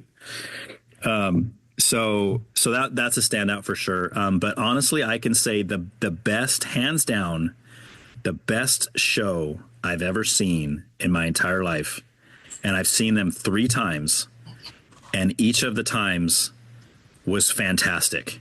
I think the first time was probably the best, but barely. Like, they were all phenomenal. All 3 of those shows I could put at the very top of the concert list, and every other show I've seen is below those 3. Really? And it was 21 Pilots.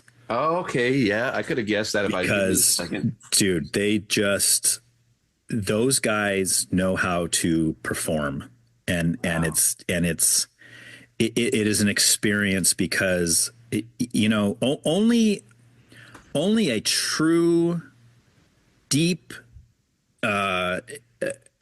guttural fan of 21 Pilots will understand what's happening when you're there. But because for most people, they hear 21 Pilots because they're mainstream and they're this, and it's like, I like it. It's got a nice beat. It makes me want to dance. Good stuff, right? They're great. The songs are great. But if you understand what they're saying in their songs, right, they are the best I've ever seen at correctly understanding Christianity, but conveying it through music in a way that if you're not a believer, you have no idea that that's what they're talking about. Right. But if you are, you're like, okay, these guys understand the struggle between the flesh and the spirit, unlike anybody I've ever seen in my life. And when you're in that venue and you're surrounded by all these other people who get it, and they know on stage, the 2 guys from 21 Pilots, they know who the fans that get it are, right? And it's like this big family of people that are like, wow, we're like the chosen ones, like-minded, right? Exactly. And it's just phenomenal. And they put on, dude, the first time I saw him, and they still do this, but of the 3 shows I was at, he only did this the first time, but he did a full on one of those bait and switch, is that what you call it? Like, he's down on the stage and he's singing or whatever, and you're watching him. You're literally seeing him singing the song, and you see it's him, and they throw something over him, and then the blanket or whatever they throw over him, the curtain, whatever it is, just falls down, and there's nothing there. And then homie appears way up in the top of the stand. Whoa. Just standing there. And I'm like, whoa, it's like, this is like a David Copperfield show at the same time, you're like, what in the world? It's just gnarly. And Alora and Kewen just saw him play live in Oakland a while back. I wasn't there with them for that one, but I guess he did that at that show. And where he popped up was literally right next to where Alora and Kewen were sitting. No way. Yeah, they thought it was the coolest thing ever. It was like, oh man, that would have been so cool to see that. That would have been. Yeah, so that definitely, I should say, definitely is the best show. And to have that deep crowd energy that knows the backstory. Oh yeah, and then the energy of the concert, and then the band's energy. I mean, that could be unmatched. I think it is unmatched, at least that I've seen so far. But again, to the average Joe who just heard "Stressed Out" on the radio, and they think "Stressed Out" was cool, or "Ride" or whatever, and they're like, "Oh, this is cool," and they go to the show, they're going to leave there and say, "Oh man, those guys put on a great show." Right? They're not going to feel the way I feel about it. Exactly. They're not getting the main meaning that's happening there, and the main issue. So that's all right. So worst show. Oh, I got it. I got the worst show, and here's why this is the worst show. Okay, one of my all-time favorite punk rock bands of the '90s is Guttermouth. Okay. I don't know if you're familiar with Guttermouth, but they have some of the fastest riffs. The singer, I love the singer. He's just awesome. Definitely my top 5 all time. Okay. Punk bands. Great. Love them. Listen to them forever. I finally got the chance to see them live at Ventura Theater in guess where that was? It was in Ventura. Oh, okay. Yeah, that's where the Ventura. Let me write Theater that is. down. Yeah, So yeah, write that down. Check that venue out. You don't want to get lost over there. So, so I got to see them, and I was so excited. It was awesome. I was like, oh, this is gonna be great, dude. So Mark Adkins, the singer, comes out. You know, the whole band comes out, and he's out there, and he's holding like a bottle of like, I don't know, it was whiskey or whatever it was, right? He was well known as being a drinker, right? Big drinker. Okay. So he comes out. They haven't even played any songs yet. He's already drunk. He's already drunk. Wow. And he's got this bottle like on the drum kit or wherever it was being held or whatever. And in between songs or even during the song, sometimes he's going over there just, you know, throwing back more, right? So by the first song, even the first song, you're like, oh, this isn't as good as I was hoping. You know, right. Kind of, you know, he's not on his top of his game here. And then by the third or fourth, fifth song, you're like, oh my gosh, this is like terrible. Like he's slurring his words. He's not even singing half the time. He's falling off the stage. He's just totally plastered. And I'm like, dude, look, okay, you want to go have fun, have a good time. Great. No problem. I get it. You know, you're a punk rocker. You want to get plastered every now and then. Fine. But like, we paid money.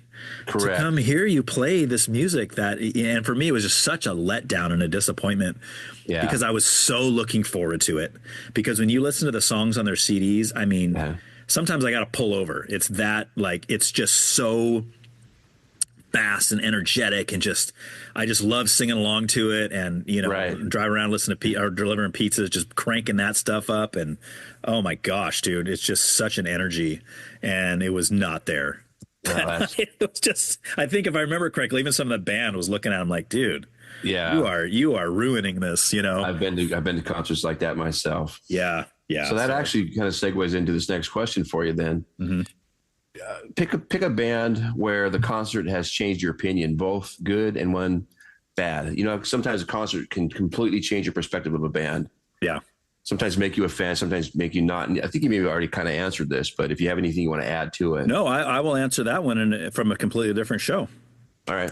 So two bands I haven't talked about yet are from the Christian world. I talked about how my favorite band of all time is 15. Well, a close second, I don't know what my deal with Fives is, but a close second is a band called Five Iron Frenzy. Oh, yeah. Which is a Christian ska band. And they really... I connected with them really early in my Christian life because, again, their lyrics were very, very spiritual. They hit me in the heart. You know, there's just certain songs they always talked about. A lot of their songs talked about our unworthiness and God's love for us in spite of that. Which to me, those are worship songs for me. That's what gets me whenever I think about my depravity and the fact that God loves me anyway. That's a big deal, right? That brings me to tears a lot of times. So a lot of their songs did that for me. Well, they went through, I never got to see them live. By the time that I became a fan of them, they had already broken up. So I was like, oh, this sucks. So I'm like listening to live CDs. I'm like, oh, this is cool. So anyway, they end up, I come to find out later, the reason they broke up is a couple of the members had deconstructed and were no longer believers. Okay. So they opted as a band to be like, okay, we're not going to continue doing this. If not all of us are on the same page spiritually, we can't write and create and sing music that's about God if these other guys are feeling uncomfortable with that. So years later, they decided to get back together. And I kept reading in interviews that there's certain songs they're not going to play live anymore because certain band members are like, well, I don't like that song anymore because it talks about God and it talks about, you know, Jesus and his love for us. And I don't feel that anymore. I don't even believe in Jesus anymore. They don't want to be reminded of what they were, where they were. Right. It may be. Right. So they had said that. Well, it turned out that that they went on tour and they're playing at Ventura Theater, which is in Ventura. Oh, I wrote this down. Let me look. Yeah. It's in Ventura. It's in Ventura. Okay. So I heard they were playing there with another band called MXPX, which is probably the most famous Christian punk band of all time, who had also, by that time, stated that they're no longer Christians. Okay, they had also deconstructed. So I got Aiden went with me to Ventura Theater to see a show. So Dogwood opened up, which that was my third time seeing Dogwood, which Dogwood's probably my favorite Christian punk band of all time. Okay. And then Five Iron played, and then MXPX was the headliner. So we went and Dogwood nailed it. And then Five Iron came on and they were awesome. But I knew they always used to close with a song called Every New Day. And it's one of those songs that talks about the things I was talking about, the depravity and just crying out to the Lord, right? And I'm like, well, they said they're never going to play that live anymore. They're just not going to play it. Right? Oh, wow. So I'm not expecting it, right? Uh-huh. So we're sitting there, we're in the audience, and they come up and they're like, we got one more song. We're going to do one more song. Ah. And then I'm like, oh, I wonder what it's going to be, right? Right. And then ding ding ding ding ding ding ding ding ding ding ding ding ding ding ding ding, and I'm like, and I almost lost it. I was fighting back tears because it was so emotional for me. I was like, oh my gosh, they're going to play Every New Day. I couldn't believe it. And I turned to Aiden and I said, dude, they're playing Every New Day. Like, I never thought in a million years they would play this. So they played it, and I'm a mess. I'm just so emotional. Oh, wow. So to answer your question, that right there, in a sense, changed my opinion of them. Because I was like, I don't know if that was a God thing. I don't know if God just moved on their hearts and said, look, man, Ryan Hester's in the audience tonight. I want you guys to play this. Even though you vowed never to play this song live again or whatever. And it was such an experience. I was so glad that Aiden was there with me. And it was just such a moving thing. That's fantastic. So that changed my opinion of them in a good way. So then in the same show, I have the opposite experience. So MXPX gets up on stage, and before they even get through one song, they're already using profanity. And I'm like, oh, fantastic. Right. This is great. And I'm like, look, you're grown men. You have every right to believe whatever you want, to do whatever you want to do. That's fine. But I'm like, you're playing a show with two other bands that are Christian bands, right? Right. Most of the people that are here are kids that grew up listening to you when they were in youth group or whatever, and they're probably mostly still Christians here. Just know your audience. Don't come out dropping bad words and talking about sexual positions and all kind of. Just come on, dude. Like, really, come on. So we ended up leaving after I don't even think they got into the second song. And Aiden didn't even know why we left. I just kind of asked him. I just kind of told him, because really I was there mainly, honestly, to see Dogwood and Five Iron. That was really why I went. MXPX, I do like MXPX, but I was like, that wasn't my favorite of the three. So I said, hey, you want us to go or what? He's like, yeah, I'm fine. I was like, okay, cool, let's go. I've been to a lot of concerts where the closer was the one I didn't want to see the most anyway, so I would leave at the closing act. Yeah. So do you remember when we saw Olivia the band? Yes. But to this day, I cannot remember who played with them. Beth and I have talked about this. Like, they were the opener, correct? Yeah. I can't remember either, but it was somebody we were all there to see. Yeah. It's one of those experiences where, to me, in my opinion, Olivia the band, which is now still one of my favorites. Are they still around? Yeah, they're still making stuff. It's great. Shut up. Really? Yeah. Oh, I haven't heard anything. I'll have to check it out. But I've always thought about that too. Who else was there? We went there to see somebody else. It was like, yeah, was it like Cutlass or I feel like it was somebody like that. Yeah. Yeah, I can't remember who it was, but yeah. All right. So you already covered kind of some of these questions coming up, but we're going to go over them anyway. All right, let's do it. Give me some of your favorite songs and why. Gracious. Okay, this is going to be. I've said so many times on the show, that I cannot do what I always ask my guests to do. Exactly. Do these top fives. I'm asking you to do it. Oh my gosh. Okay. Well, I did make myself a little bit of notes on this just because I didn't know if this was going to come up. Cheat. A little bit of a cheat sheet. Yeah.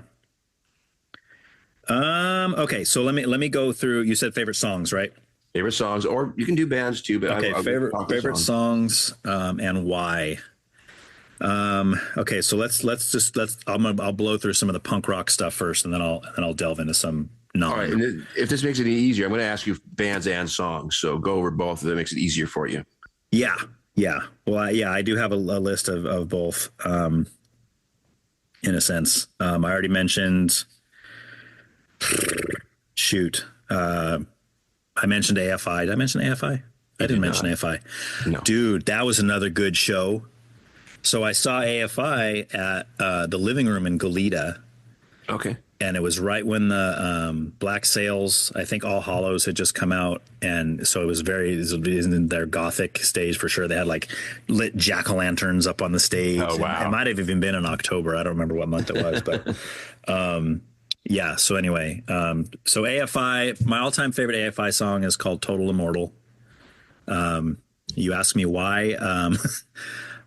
The only reason I could say why to that one is the thing that I like about AFI specifically in the Black Sails in the Sunset and the All Hallows kind of era is that they have these choruses that they sing. Uh-huh. And when you see them live, the whole crowd sings that part. Oh, yeah. And it is one of the most powerful things ever. Yes. And when I listen to it in my car, it's the same. Like like I can envision yeah, right. And I envision myself in the crowd, you know. So Total Immortal, which is off the All Hallows LP or EP, and even the song Fall Children, which is off of that as well. Mm-hmm. Just phenomenal, good stuff. I'm going to write this down. You said My Immortal and Children of the Corn. Total Immortal. Yeah, Children of the Corn. Yeah, you got it. And Total Immortal was actually covered by The Offspring at one point as well. Oh, really? Yeah, and in the AFI version, the original AFI version, Dexter Holland, the singer for Offspring, does background vocals. If you listen, if you know what his voice sounds like, you can tell. All right, other punk rock, the Ataris. Yeah. If you're familiar with the Ataris, the reason why I love the Ataris is because their lyrics always remind me of being a kid and teenage years and heartbreak and that kind of stuff, which is very nostalgic for me. And I just love that kind of stuff. Yeah, he's really good at bringing that out. Sure. Christian punk band that most people have never heard of is called Children 18-3.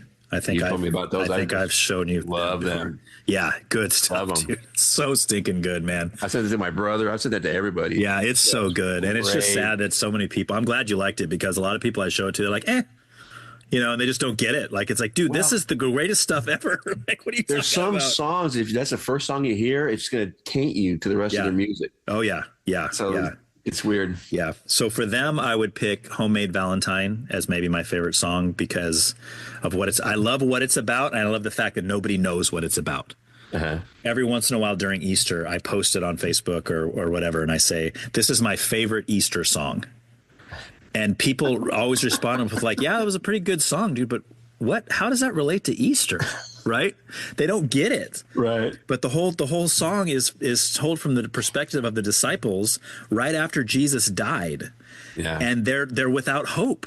They're like, we put all our trust in this guy. We followed him for 3 years and now he's dead. Like, what are we going to do now? Right. And I love that perspective. It's such a chilling perspective. Yeah. Descendants, probably again top 5 all-time favorite punk bands. Descendants. Shoot, I don't even know how to pick a Kabuki Girl. If no other reason than because it's really fun to sing. But people have listened to the show know that Milo Goes to College, which that song is on, is my all-time favorite album of any band of all time. So that's interesting. Okay, 15. Talk about 15 and what they mean. It's funny because they are very political and environmentalist, and they basically believe in a lot of things that I no longer believe in. But back when I used to first got to be a big fan of them, just loved it. Like I was eating it all up. Now I just like it because it sounds cool and it's nostalgic. Sure. But they did a song called Perfection that is just listen to it when you're done. Yeah, listen to that song. Okay. Five Iron Frenzy, I already mentioned. Every New Day. That's probably that. Either that or Dandelions. Dandelions is all about. It's all about. It starts off with a young kid. If you haven't heard it, starts off with a young kid bringing dandelions to his mother, which are weeds, right? Dandelions are weeds. Yes. But because he's the one giving them to her, and because she loves him so much, she sees them as beautiful. She sees them as if they're roses, right? And then that transitions into what we offer to God, right? And it says, you see flower talking to God. You see flowers in these weeds, right? Oh, like wow. you look at the depravity of me, this wretched, worthless piece of Right. dog crap, and something in you says, you know what? I'm going to love that guy so much that I'm going to give my life for him. And it's just astonishing, right? It's just totally astonishing. Let's see. I'm not going to talk about all these. Dogwood, Do or Die. I think I've showed you that song, right? Yeah. Oh, yeah. Still one of my favorites of all time. Yeah. I killed the Son of God today. The lyrics of that just. I built the cross where he was slain. And what I've done to Christians when they say, "Oh, I don't like punk music," I had this guy I was talking to not too long ago, and I says, "Yeah." So I always show him the lyrics to the song. So let me show you the lyrics to the song. So I email the lyrics. Have you seen these lyrics? Yeah. Oh, that's so powerful. Now here's the song. Yeah. What? Yeah. Because you think it's going to be like a worship song or something, you know? Oh, exactly. Yeah, I'll be like, I killed the Son of God today. I guess like just total like mellow. And it's like, no, it's like, I killed the Son of God today. It's like, whoa. Exactly. And I've seen them play that live multiple times, and oh my gosh, talk about a emotional roller coaster there. Yeah, that song gets me still to the in the feels. Yeah, for sure. No Effects, Sold Out, not sold out, but soul doubt. Okay. That's probably my favorite No Effects. So song. you said No Doubt Soul Effects? No Doubt Spiderwebs. Yeah. Yeah, that's what I'm talking about. Just a Girl, which is also a great song. Hey, I love that song, actually. I really do. That's one of my, in fact, that was the best part. That was the best part of, what was that Marvel movie with the girl power? Dang it. It was the one that had all the girls in it. I don't watch Marvel movies. I don't know. Oh, come on, man. They were good back in the day. But that one was kind of a dud. Miss Marvel. Maybe that's what it was. Miss Marvel? Captain Marvel. Anyway, there's a scene where all the chicks start kicking butt. Yeah, Powerpuff Girls. And they start kicking butt and that song plays. Oh, it's awesome. It's great. It makes the whole scene. Yeah. So Propagandhi, and we thought that nation states were a bad idea or a good idea. Good idea or bad idea? And we thought that nation states were a good idea. I think it's a good idea. Anyway, Nation States, good song. Okay. Yeah. So Propagandhi. Yeah, that's good stuff. No Use for a Name, Soulmate, or Justified Black Eye. Those guys are just amazing. I think Tony Sly of No Use for a Name was probably the best punk songwriter of all time. So really, yeah, he has since passed away, but he was amazing. Interesting. All right, so let's see. Now, then I also compile a list of just songs, not necessarily my favorite artists or I love everything they've ever done, but these songs in general, for whatever reason, hit me in a way. They get me in a way, And I know you've heard some of them. I already mentioned "Old Man" by Neil Young, so I sang that one for you. That one always gets me in the feelers. I don't know why. Seventh Day Slumber. Do you remember that band? Yes. Okay, so they have a song called "My Struggle." Okay. That's just so powerful. Again, having to do with our unworthiness. Again, you see a theme in the songs that I tend to like. Yeah, exactly. How about "What Was I Made For" by Billie Eilish? Have you heard that song? Now I'm questioning if I have or not. Okay, it's from the Barbie movie. Well, that makes sense. That checks out with you. Well, that's what's funny. It doesn't check out, but that is such a beautiful song.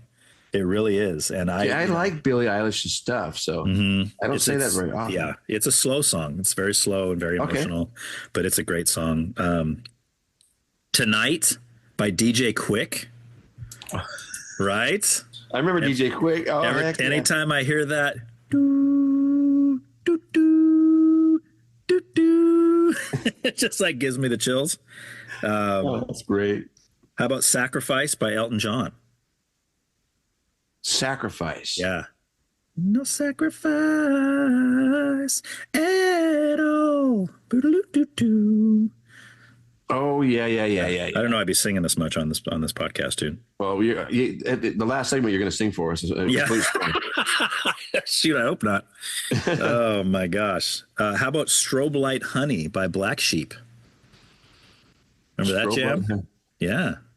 Ever heard that one? I bet you have. You listen to it and go, I remember this one. I don't. It's not coming to me right now. Yeah.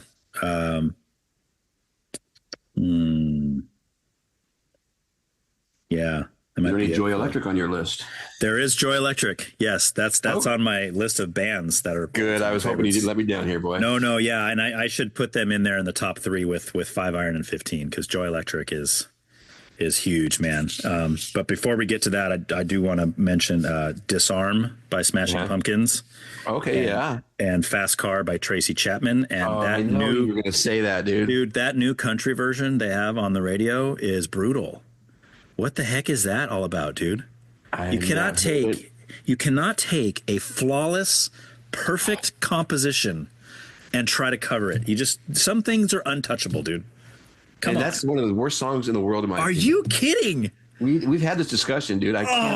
We couldn't have because I'm still friends with you. I know, because the way you're passionate about that song. Here's the thing.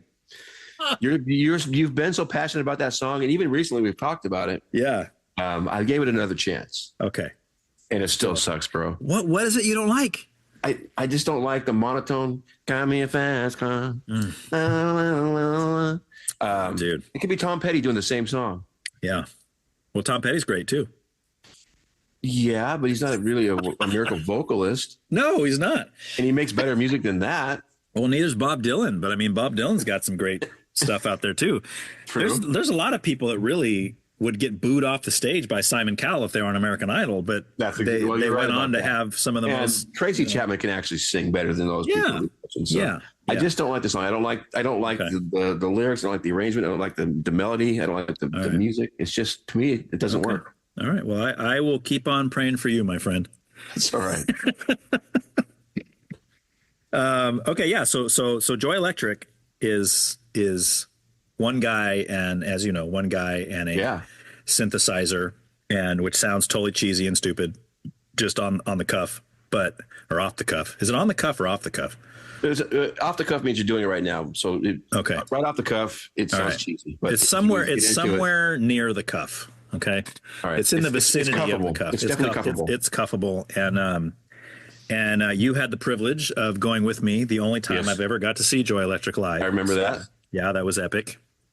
Very weird. He was just on the drums. That was really cool. I wasn't expecting that either. Yeah, that was really cool. And he had his wife with him, which was neat. You know, she was doing some of the programming and stuff. Yeah, we went and talked to him. And I asked him for a bunch of extra stickers. He just handed them to me. Oh, really? Yeah, you remember that? Oh, I don't remember that. Yeah, you were right there, guys. So we talked to him, and then we saw a punk band that night too. Well, yeah, the 2 opening bands were kind of emo punk bands. Yeah, which was really weird, and you could tell that Ronnie felt weird because it was like, why am I playing here? Like, this is like, these kids are like expecting something, and here I come up playing this synthesizer music with like these falsetto vocals, and like what is this? You know? Yeah, but Joy Electric holds a special place for me because they were one of the first bands that ever hooked me when I first became a Christian. Mm-hmm. And I remember I don't remember where I got it. It must have been at the Bible bookstore. I got a DVD that was a Tooth and Nail Records DVD, and it had like 100 music videos on it by all these different Tooth and Nail bands. And that's the first time I ever heard like OC Supertones and Fold Zandura, like a lot of these other bands that ended up becoming favorites of mine. And Joy Electric had 3 music videos on there. One for Burgundy Years, one for Monosynth, and then one for Children of the Lord. Uh-huh. And I remember and the Burgundy Years was the first one. I don't know if you've ever seen this video, but it's like, it's awesome. It's awesome. If you haven't seen it, YouTube it when we're done. But it's all supposed to be medieval. Like there's a fairies floating around. He's in a castle. But it's the worst like effects of all time. Like you can tell the fairy's like a Barbie doll with wings pasted on, like being like hoisted through the air by a fish line, you know. And it's so cheesy. But you know, when it came out, I bet it was pretty cool, you know. But I remember the first time I watched it, I thought to myself, this is the worst. What is this garbage? This is terrible. Like, this guy's playing a little synthesizer and he's got knee-high socks on and he looks like a weirdo and he's like playing this weird music. Well, but for whatever reason, I still listened to the next one, which was mono synth, which was a little bit of a different sound. And I don't know at what point that just hooked me. And it was like another Bad Religion moment where it was like, I have to get everything this guy has ever put out. So then I went on a quest to find all the CDs. I got all of them. And then when I first heard the White Songbook album, which to this day is still my favorite Joy Electric album, it is it's just layer upon layer of these synth sounds. Is that the one that had Memory of Alpha on it? No, that's my second. That's my second favorite Joy Electric album. No, that one's called The Memory of Alpha. Okay. But yeah, the White Songbook is the one that has Shepherds of the Northern Pasture and Unicornucopia, Sing Once for Me, like just great songs on there. But yeah, I've been a huge fan ever since. And but that album you're talking about is great because of the symbolism of songs like The Memory of Alpha. And that song itself, it gives me the chills still every time I hear it. Me too. Right? Me like too. Like when he says, he's talking about Adam and Eve, obviously. Yeah. But it says, trembling as you inch towards my embrace. Yeah. Like this picture of Eve knowing that she did the bad thing and now she has to face Adam and tell him what she did.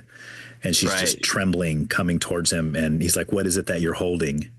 And it says, you replied before the innocence had left my eyes. Right. And I'm like, oh my gosh, that's so intense. I know. And then I arrived as the light was lifted from your eyes. Yes. Like, oh my gosh, dude. So moving and just powerful. So the first and that's the one song that every man could like, but every woman will always hate. Yeah. That is the most divisive song ever on this planet. Yeah, they're like, oh, sure, blame Eve. Yeah, it was her fault. Not even that. Women don't like that song musically. I've not found a woman who likes that song musically. I have not found a woman that likes Joy Electric musically. Well, that's true too, but I have found some females that do like Joy Electric, but that song is still not one they listen to. Yeah. Well, you found more than I have then. I guess I've only looked in my wife, and my wife does not like Joy Electric. Nor does she like 15, come to think of it. So okay. I guess I'll just determine that she doesn't have good taste in music, I guess. So I don't know. There you go. But yeah. So so Joy Electric, good stuff. The guy from Joy Electric's brother is in a band called Starflyer 59, which is like a shoegaze kind of. That's worth checking out too. That's some good stuff. Leave Here a Stranger is the album. If you're gonna check them out, that's the album. All right. What else do I want to mention, dude? It's so hard because there's so stinking many, dude. Exactly. Counting Crows' first album. That's good. To me is one of the greatest albums of all time. Mr. Jones, Omaha, Round Here. I mean, just great stuff, dude. Great stuff. And then I have a few that are like I'm almost kind of ashamed of liking so much. And I don't even know if you know this, but musically, now keep in mind, only musically, I am a huge fan of Madonna. Huge fan of Madonna. She has some of the greatest songs ever made. Yes. I agree wholeheartedly. Yeah. Now, as a person, not so much. Right. So, yeah. I already talked about 21 Pilots. Taylor Swift. Everybody knows I'm a Taylor Swift fan. All right. So we have a good list going then? We have a pretty good list, dude. Excellent. Yeah, I think that pretty, there's obviously millions of others I could mention. Exactly. Like everybody I'm sure does. And you're going to do the same thing as after we film our episodes or whatever, you think back, like, I should have mentioned this. I should have mentioned that. Yeah. I had so many songs I should have talked about. Oh yeah. Yeah. All right. So back to music, a couple more music questions. All right. Then we'll move on. Okay. Do you think Nickelback thinks we suck? I sure hope so.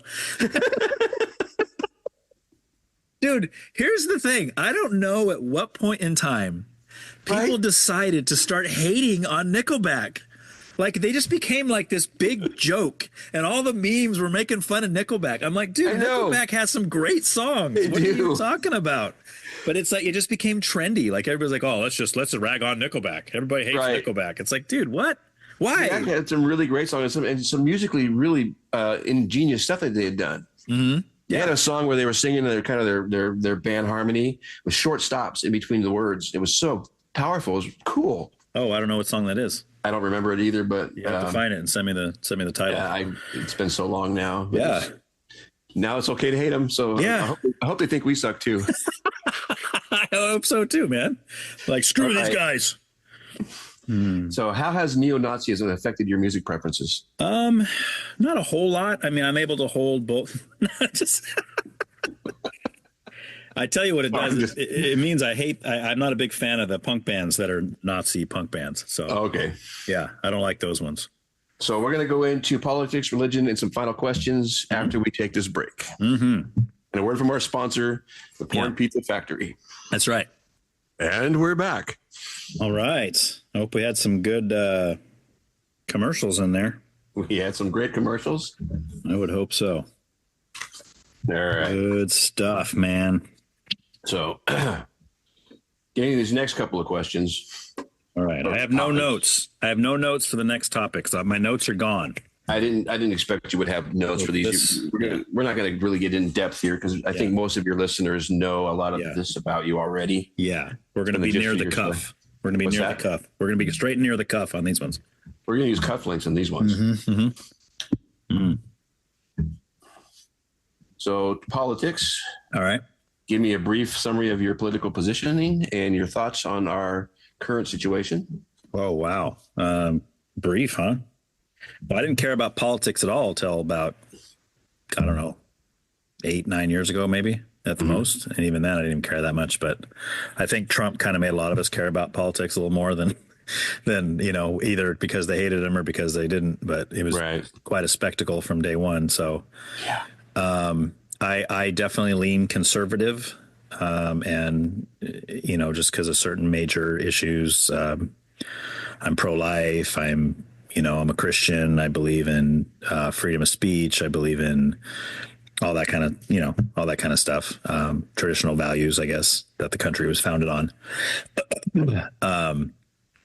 But I don't necessarily consider myself a Republican. I mean, I would vote for a Democrat if they were, seemingly going to do a better job than the alternative.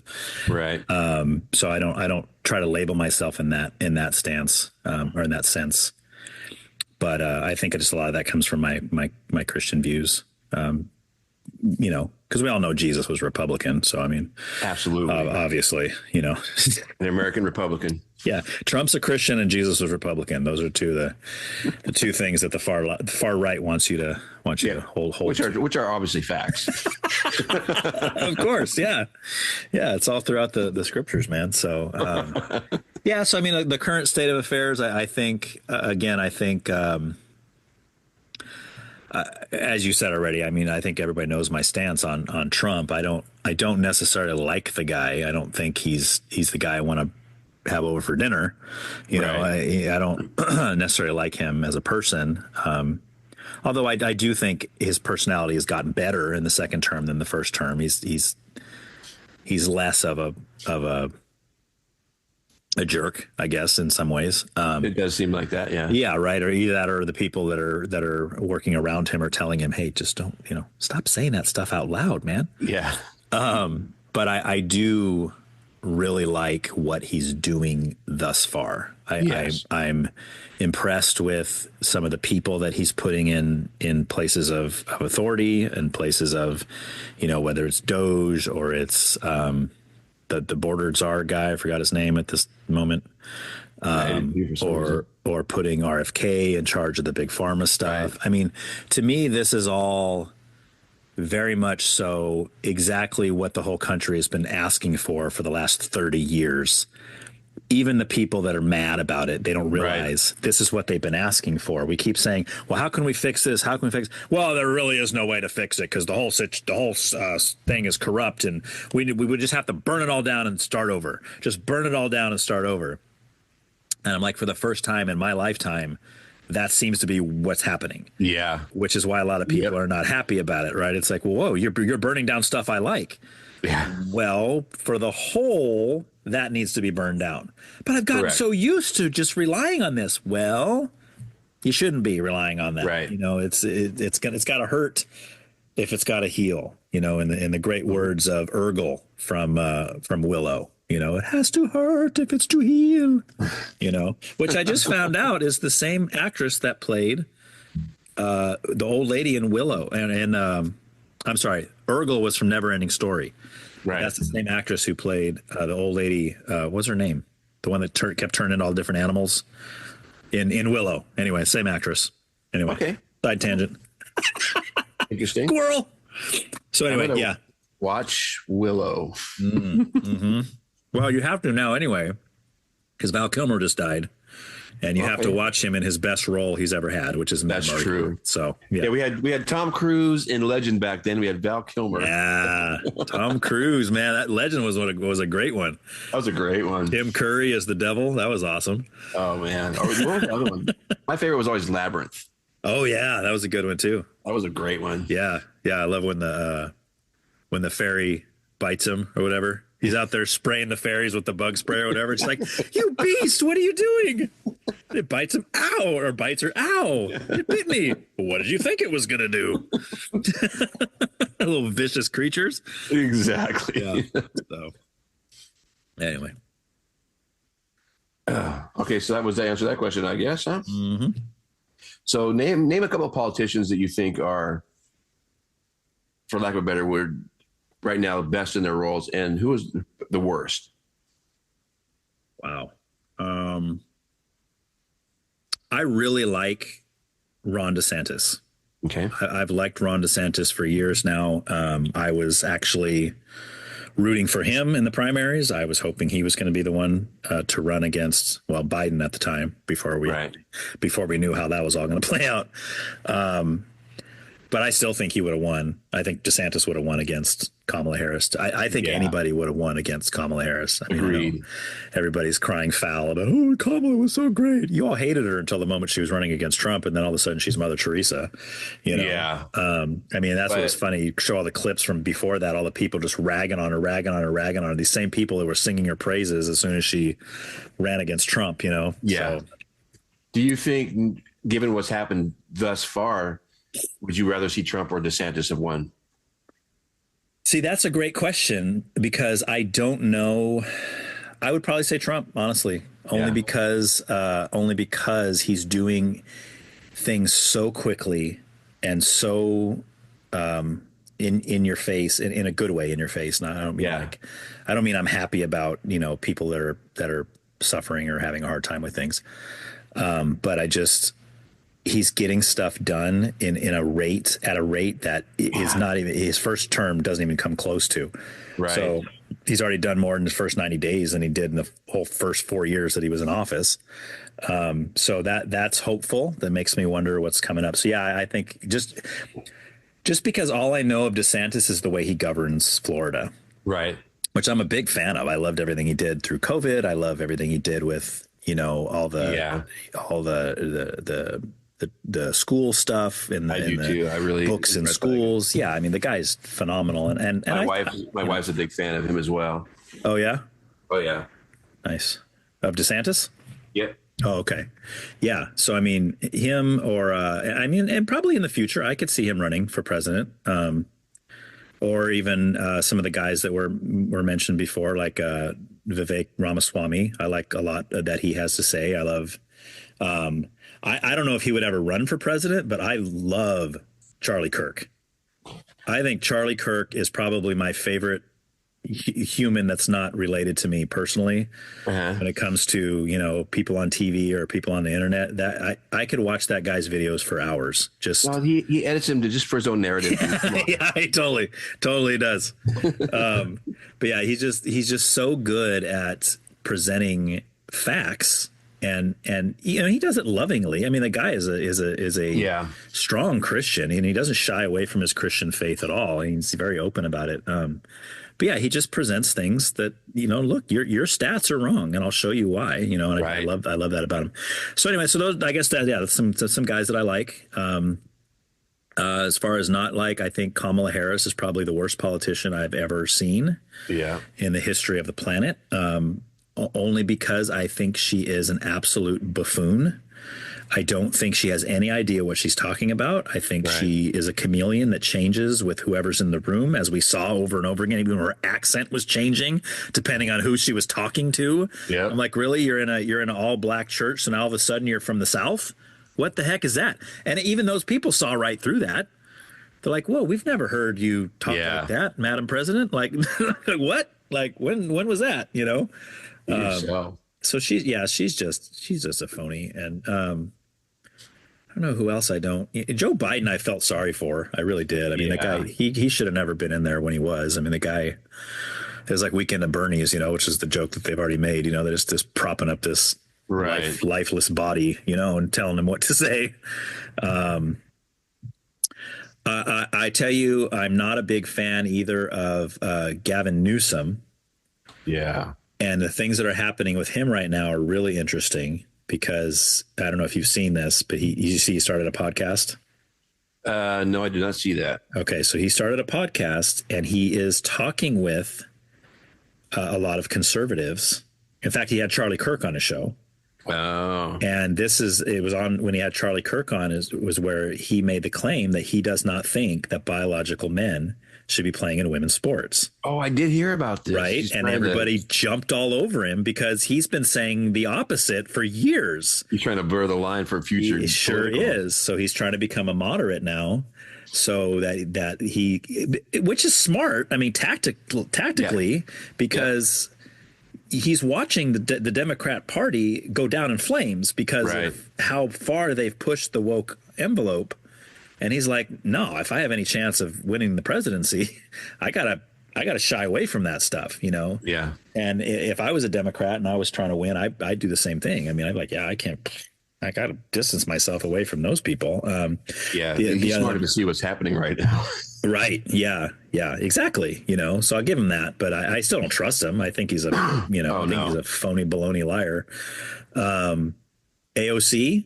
Another good one. AOC is just, you talk about brilliance. Yeah. I mean, just absolute brilliance. Train wreck. Yeah, totally.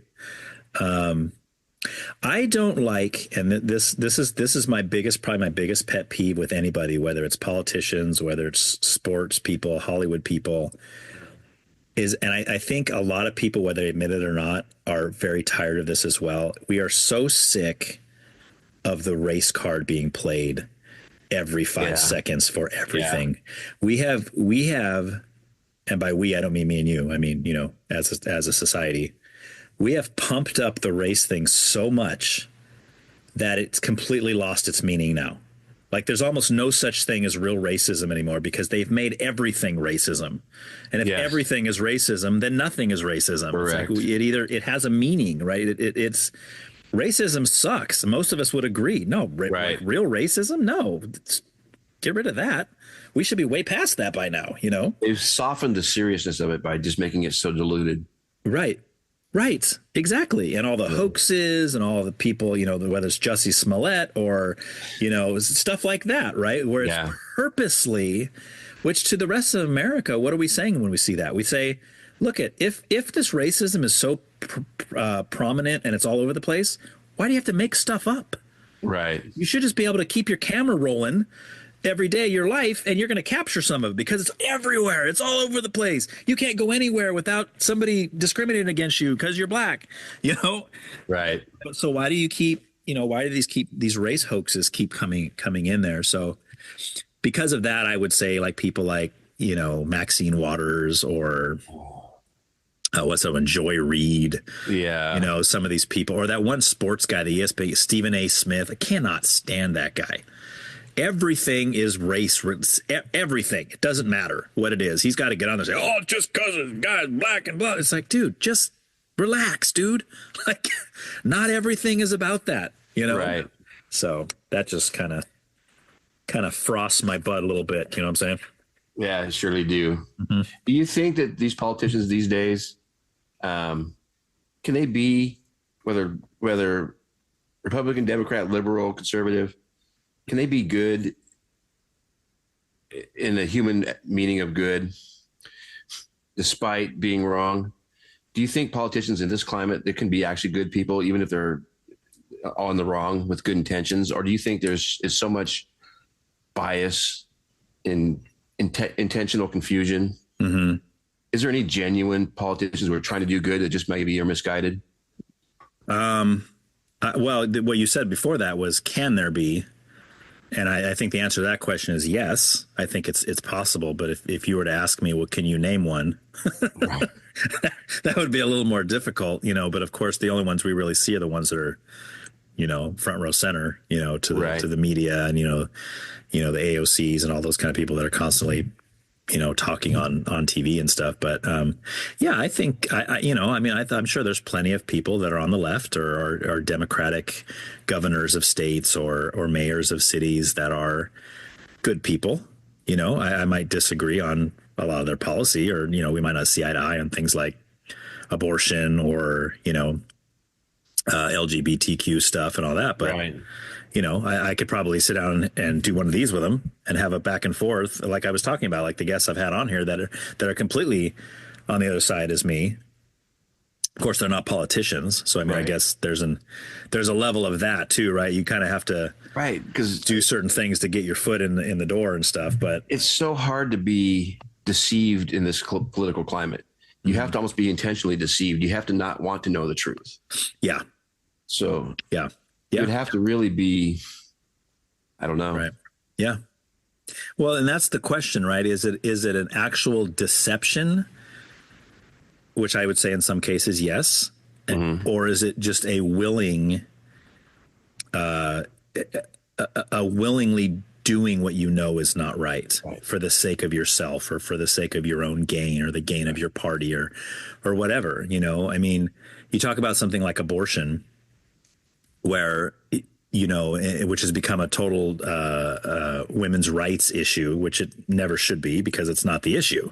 Right. But that's what it's become. And it's become so ingrained now that whenever you get into a conversation with a pro-choice woman, it becomes that. Well, who are you to tell me what I can do with my body? Right. And I'm like, I'm not telling you what you can do with your body.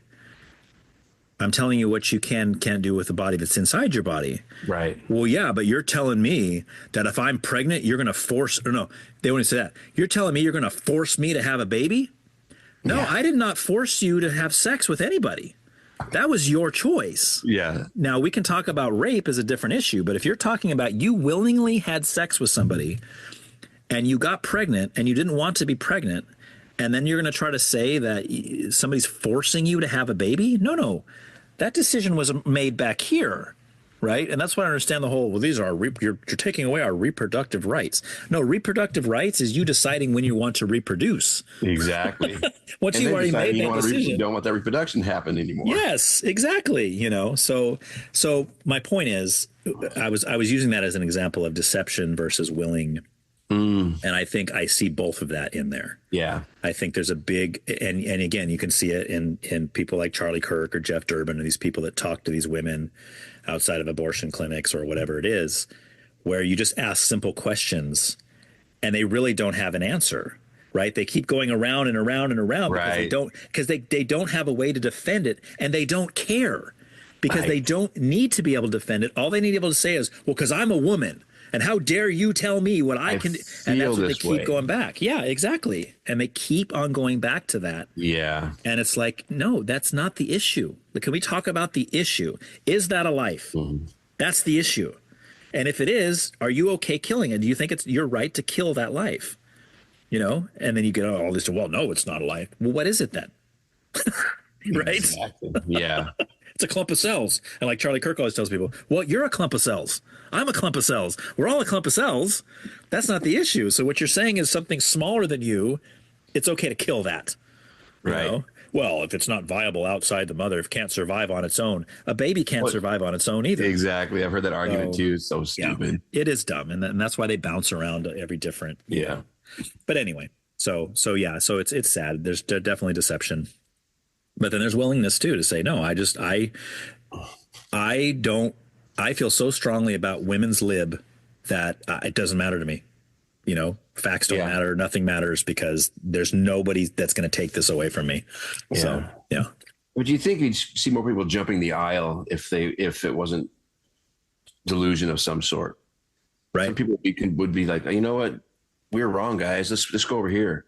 Right. Nobody thinks like that anymore. No. And the proof that there's such a delusion there is that they say of all the pregnant women that visit, I'm probably going to screw this up, but I'm sure you've heard this. Like if they go to an abortion clinic and they, or a whatever clinic, and they're considering getting an abortion, and the people there convince the mother to at least have an ultrasound first.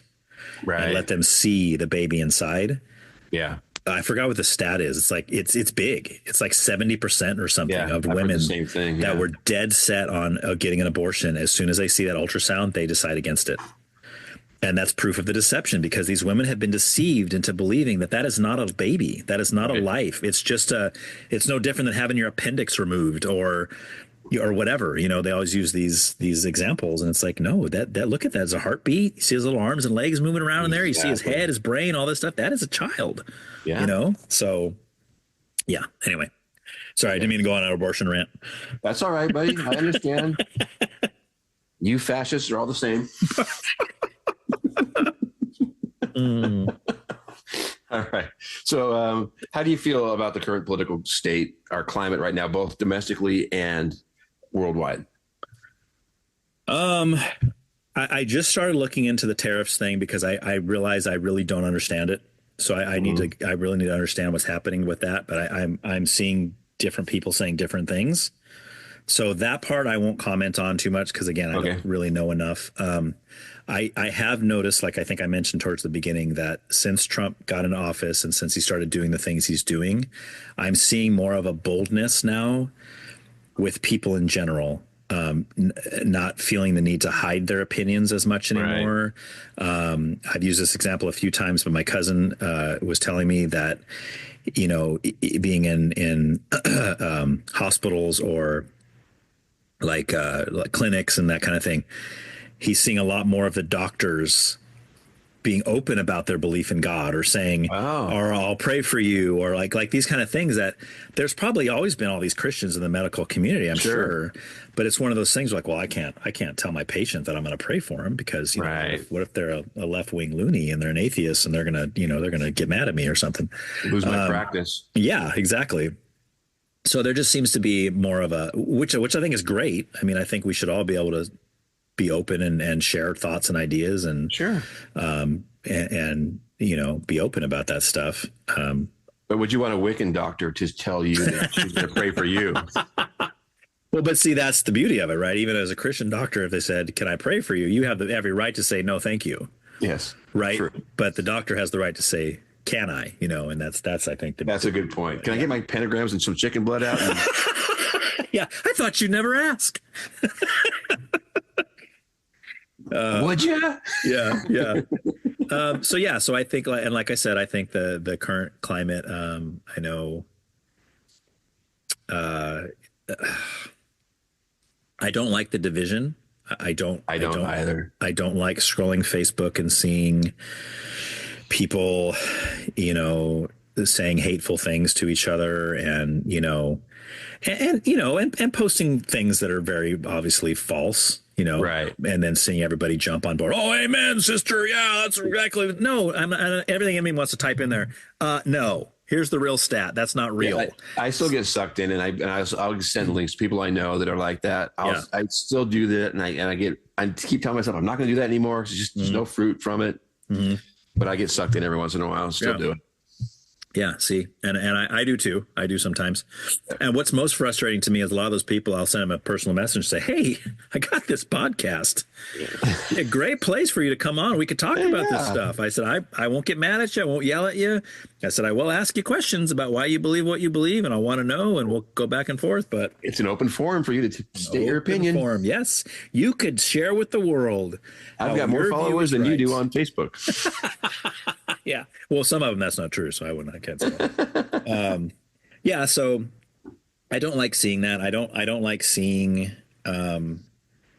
Again, back to the race baiting and that kind of thing. I think that just causes more division. I think it makes people hate each other over things that aren't even true. You know, I don't want to see that. I want to see everybody. You know, I don't need to say everybody agree. I'm fine with everybody not agreeing, but if we can agree civilly and be willing to hear each other. Yes, exactly. I would like to see people loving each other while disagreeing. Exactly. You know, so clubbing each other while disagreeing. Yeah, exactly. Yeah. So, all right. So, do you think the independent party could ever have a winning candidate? No. And should they? Should they?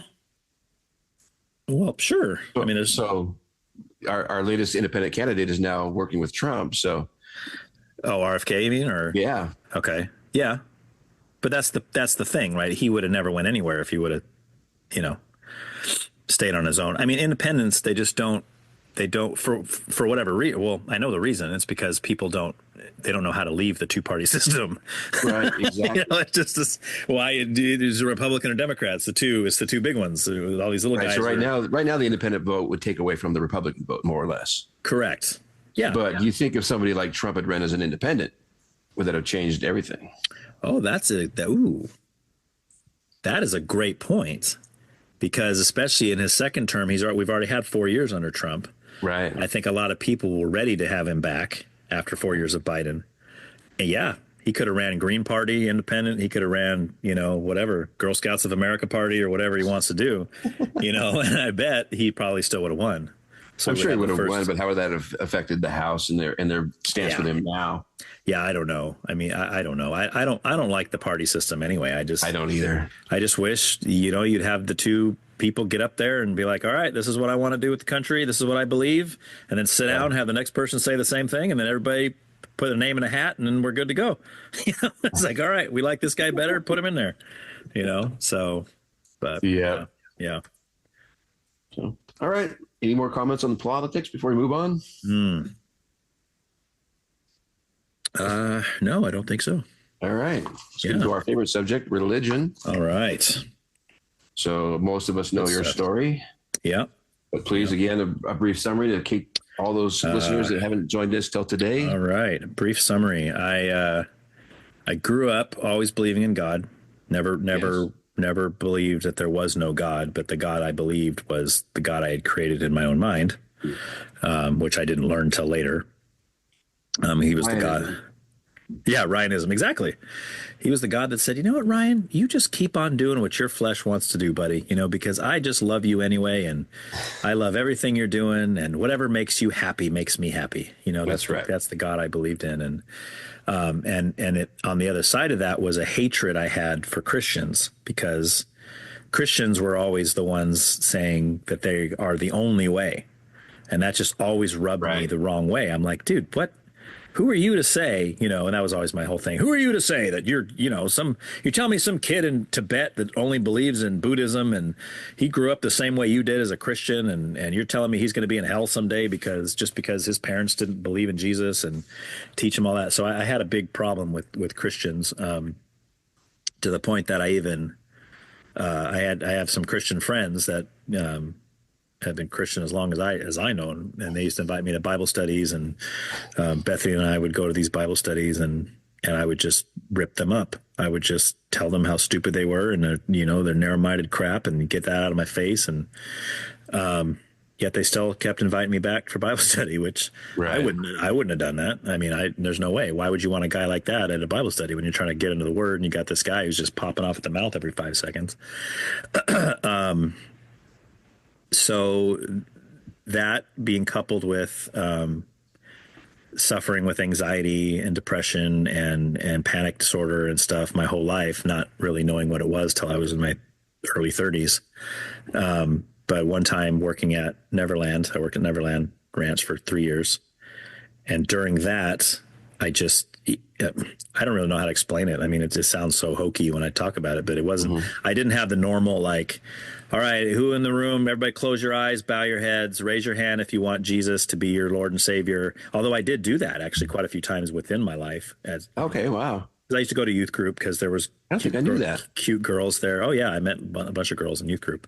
No, I don't think I knew you raised your hand a few times. Oh yeah, lots of times. Probably at least 3 or 4 times in my life. And I prayed the prayer, did the whole thing, and then just left that building, went right off into my lifestyle again, and that was all throughout junior high school. So you were saved and then lost your salvation. Yeah, lost my salvation like 4 or 5 times, and just kept earning it back. You found it. You picked it up. I found it again. Yeah, I was like, hey, look at that. Hey, there's my salvation. There it is. I almost stepped on that sucker. I need to get a new one. This one's dirty. Yeah.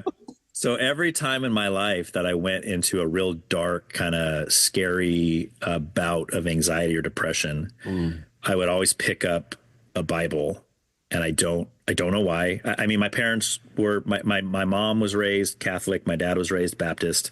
Neither one of them really had anything to do with church they didn't really have anything to do with it in my upbringing. I mean, they taught me there was a God. They had bought me a little children's Bible that I had on my shelf.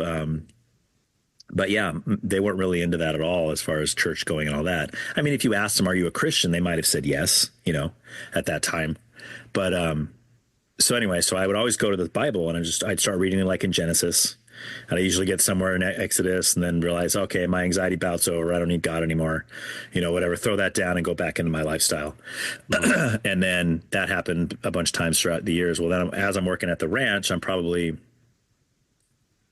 22, 23 at this point. I'm guessing 24, somewhere around there. Anyway. By ranch, you mean the Michael Jackson ranch? The Michael Jackson You met ranch, all the famous stars? All of them. Yeah, there's not a single famous star that I've never met. In fact, They still call me all the time. We hang out, we get lunch, we're just, Absolutely right. Yeah, it's but I just can't get any of them to come on the podcast for some weird reason. I don't understand. Yeah. So Neverland Ranch, worked out there. And during that time, I went into one of probably the deepest, darkest, scariest bouts with anxiety. Again, not knowing it was anxiety, but I just getting all these weird symptoms. I think I'm dying. I think there's something wrong with my heart. There's something wrong with my mind. I'm going crazy. My brain's messed up. I got tumors. I got cancer. Everything you can think of, I have it, right? So I'm a mess. I'm worried all the time. I'm scared to death. I'm going to the doctors. They can't find anything wrong with me. So just like all the other times in my life, I pick up the Bible, right? And in this case, it happened to be the Father's Bible, or I forgot what it was exactly called, but it was a Bible that those people that used to invite me to Bible study had got for me when Alora was born.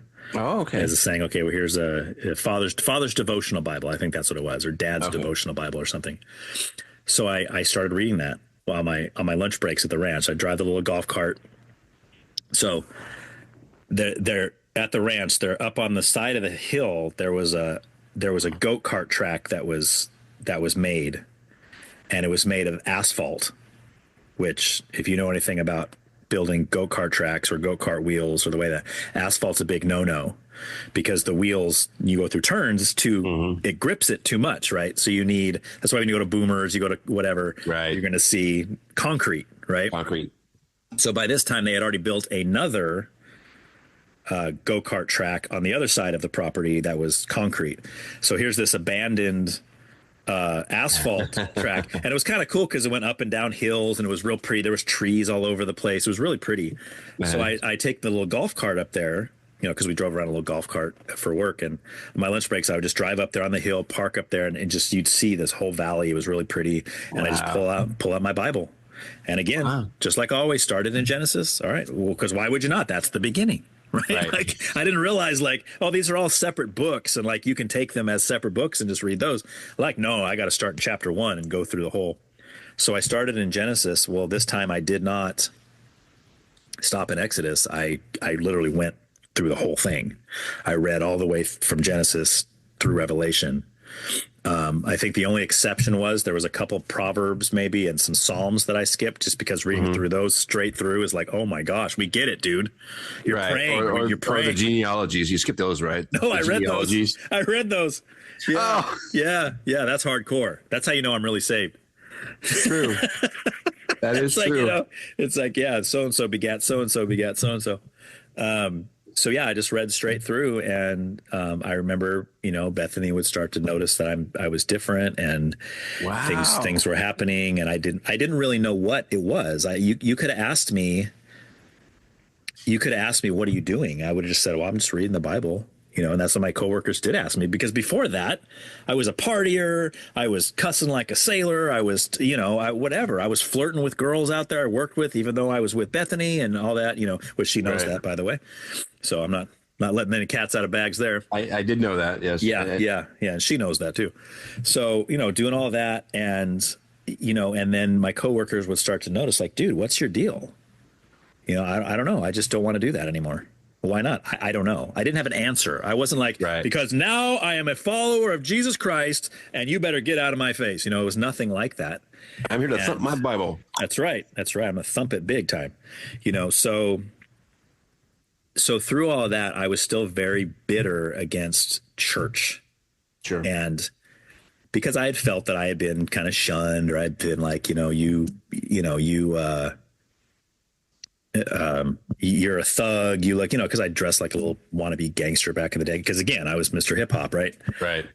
So, you know, I felt it could not have been that way. It could have been just me, but I felt that I was looked down on. Oh God, forget those church people, you know. So even though I was reading the Bible and I was developing this relationship with God, and Bethany started to notice, and she had always wanted to go to church, right? Ever since the kids were little or whatever. She's always like, well, we should go to church now we have a family. And I was like, no, not going to do it. And so as that developed, my cousin, the first thing that happened was Bethany was on the phone with Barbara, who's the part of the couple that invited me to Bible studies and got me that Bible. And Bethany was talking to her on the phone one time, and she's like, yeah, you know, I don't know exactly what was said, but something along the lines of, yeah, Ryan's like reading his Bible all the time. And he's something different. Something's happening, you know? Right. And I was in the other room. I think I was reading my Bible at the time. And Barbara had asked Bethany, well, would he consider himself a Christian? And Bethany puts the phone and she goes, I don't know. Let me ask him. Not until he's baptized. Yeah. Right. Not until he gets church membership and he pays his tithe. So she puts the phone down and she goes, hey, babe. I said, yeah. And she goes, Barb wants to know if you consider yourself a Christian. And I remember distinctly thinking about that. Wow. Because I hadn't until that moment. I'd never even thought about that. I never thought it's been a hard no previously, though. Right. Because why would I become what I hate? Right. Like, of all the religions for me to choose, quote unquote, as if it was up to me, you know, to choose, why would I choose that one? You know? And then I remember thinking about it. I remember saying, yeah, I think so, you know? And it was like this, you know, Barbara's like, oh my gosh, you know, because of course they probably been praying for me for years, and they've been, you know, again, and keep inviting this loser to these Bible studies who's just a hothead and he's just going off on everybody. And for her to see the fruit of that, right, you know, was pretty cool. So then I'm still anti-church, don't want to go. Bethany's like, well, we should go to church. I don't want to go to church. Church people suck. I hate church people. They're all a bunch of hypocrites, a bunch of losers. Forget them. I don't want them. Well, you're not wrong. I'm not wrong. Yeah, I know. I know that now. But so then my cousin calls me one night, who he had recently become a Christian too. He had become a Christian before me, to the point that I had at least had a little bit of time to make fun of him for a while before I also became a Christian. Nice. Good for you. But his conversion had nothing to do with mine, like literally nothing. We were never talking about it. He wasn't calling, trying to evangelize me or anything. He was off doing his own thing, and I made fun of him whenever I saw him, right? So he calls me one night and he goes, hey, dude, you really got to come hear this guitar player. He's really, really good. I think you'd really like him. I said, all right, well, I'm not doing anything right now. Where are you at? He goes, I'm over here at Calvary Chapel. And I said, okay, where's that? He's like, it's the one right over across from Kmart. I said, okay, you're right. You're there right now. Building. Yeah, exactly. He goes, I said, you're there right now? He goes, yeah. So I said, all right, I'll meet you over there. So I go over there, and and as soon as I walk in, right, the concert's happening in the sanctuary. While I walk into the foyer or the foyer, depending on if you're French or not. And I'm like, totally superficial, right? I'm like, dude, this is kind of a cool building. Like, I kind of like this. Right. This is neat. So then I go into the sanctuary. I meet up with Danny, and I think Thomas and Denise were there too. Okay. Because Danny's married to Denise's sister. Right. So I'm hearing the guitar player, and it was Dennis Agajanian, which, come to find out later, he's like at that point anyway, I don't know if he still holds the record, but he held the record for the fastest guitar picking ever, like in the Guinness Book of World Records or whatever the record is. So he was amazing. I'm watching, this guy's like 6'8" or something. He's just mountain of a guy, and he's up there just playing and playing. And I remember he introduced one of the songs as saying, he's like, look, this song is all in Spanish. And he says, but even if you don't speak Spanish, you'll know how powerful this song is, you know? And, again, I was young. I was probably all in my feelings or whatever, but I was like, oh, man, he's right. I'm feeling it. I have no idea what he's saying. He could be saying Hail Hitler for all I know. Right. But it's very moving. So anyway, I left there that night, came home. Bethany's like, how was it? And I was like, oh, it was great. And I said, by the way, what do you think about trying this church on Sunday? Wow. And she's like, wait, what? And I was like, yeah, it looks pretty cool. I think we should give it a try. And of course, she was over the moon because she's been trying to get me to go to church for months at this point, if not years. So I was like, yeah, so let's give it a shot. And so yeah, we went there, and then we ended up going there for the first 5 years of our Christian walks, and yeah. And then the rest of the story. Sisquoc for 12 years after that. Yeah. Then Harbor for 5 years after that, and now we're back at Calvary again. So. Most of that story I know very well, but I don't know if I ever told you that you have my favorite testimony of any believer ever. Really? Absolutely the most. It gets me. I got goosebumps even now because you can see how the word changed you progressively, how the Lord was calling to you, how somebody put it. It's such a beautiful picture, dude. Wow. Well, by all means, I feel that's kind of boring, actually. Little tear. Oh, no, absolutely not, dude. You just see the whole process. Yeah. And people seeing a change in you. That's just well, and that's the biggest compliment, right? And that's really what it is, right? That's what makes it, because I can subscribe to any religion, I can sign up to be on the leaderboard or do whatever, like sign up to serve cookies and what you can do all the work stuff, but it's like when you start to notice a change within yourself, you're like, wait a minute, right? Well, why do I now hate that? Cookies, Yeah, it was close. But it's funny. I think testimony. I always think of that. I don't know if you ever heard Brad Stein, where he did the whole skit about testimony. He's like, look, I was saved in the 4th grade. Okay. He's like, what kind of testimony is that? He's like, I hear all these testimonies. People, well, I used to be a prostitute. He's like, oh, I could have done that. Oh, I was addicted to heroin for 30 years, but the Lord saved me. He's like, oh, man. Oh, what a good one.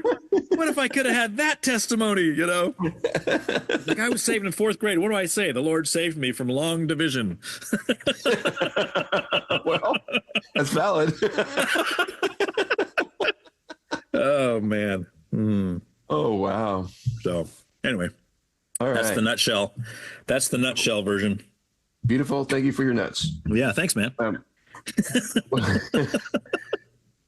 What are your feelings about religious organizations, not specifically actual Christians, but religious organizations being involved with politics? Oh, shoot. That's a hard one. Dang. I didn't come here to make it easy on you. Yeah, I know. I don't know. I don't see any problem with it. But I also don't see a problem with somebody having a problem with it. Like if someone's going to a church and the pastor is very political and okay, let me back up. I think the purpose of the church is to equip and teach and be, like Bill always used to say. Right. And I still I'm talking about organizations, religious organizations. So I'm talking about any organization that considers themselves religious, not actual. Oh, not a church. You're talking about more like Right. what, like I don't know. What's a good example of that? Like of a Christian organization kind of thing, like a These organizations that are religiously based, but they're not Christians. I mean, we call them cults, whatever. Okay. But they inject themselves into politics. You can go as far as Wiccans if you wanted to. Right. But the whole spectrum of any religious entity that is not necessarily true Christianity versus actual Christian churches being involved in politics. Well, I think the standard is for the same for both. I do believe in a freedom of belief, a freedom of religion. I believe in a freedom of political belief. So, I mean, even for a Mormon or a Jehovah's Witness or a Hindu or a Buddhist or whatever denomination or a Satanist, even whatever, right? Right. Should they be able to inject themselves into politics? I think yes. I think they should. Islam. Yeah, sure. Yeah. Now, what about when you look at a country that, and you and I both hold the view that this is not a quote unquote Christian nation, nor was it founded as a Christian nation, right? But it was definitely founded on many biblical principles. Correct. So if, let's say, I don't know, I mean, again, without really knowing the hierarchy or who's in power, who does what, let's say a Muslim or a Buddhist or somebody gets elected president of the United States. Okay. And let's say they're just as much of a bull as Trump. But their agenda is obviously different because they're going to be pushing the worldview of Hinduism or of Islam or whatever.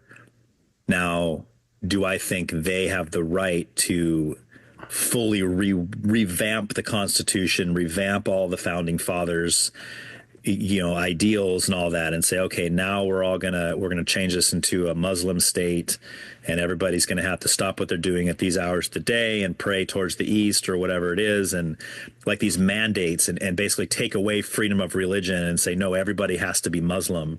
Right. Then no, I would say no, that's not okay. But I would also say the same thing about a Christian. Right. If some major Christian guy or whoever, I mean, throw whoever you want in there, solid Christian guy gets elected president, and now he says, no, everybody in America, you either have to become a Christian or you have to leave America. Right. I would say, no, that's not what the founding fathers had in mind at all. Correct. It's, which is part of the reason why you and I don't believe it's a Christian nation, because if it was, that would be their philosophy. Look, you're either Christian or you're getting on a boat and you're heading to some other country. Exactly. See you later. You made the wrong stop here, Columbus. Yeah, exactly. So, I mean, as far as being involved in politics, I mean, I guess it depends on the extent of the involvement. If the involvement involves like, wow, that was a weird thing to say.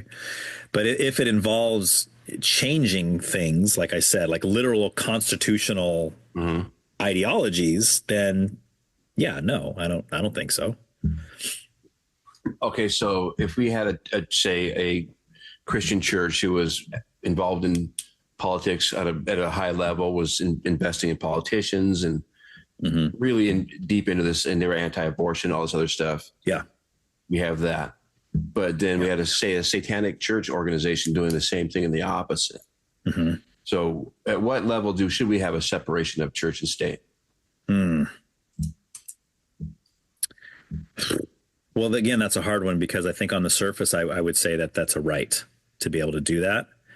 But then if you open that door and then that door gets wider and wider, and before you know it, these things get pushed to the point of the no return, and you're like, oh crap, now what? So that makes you want to go back to the first door and say, no, you can't go through that door.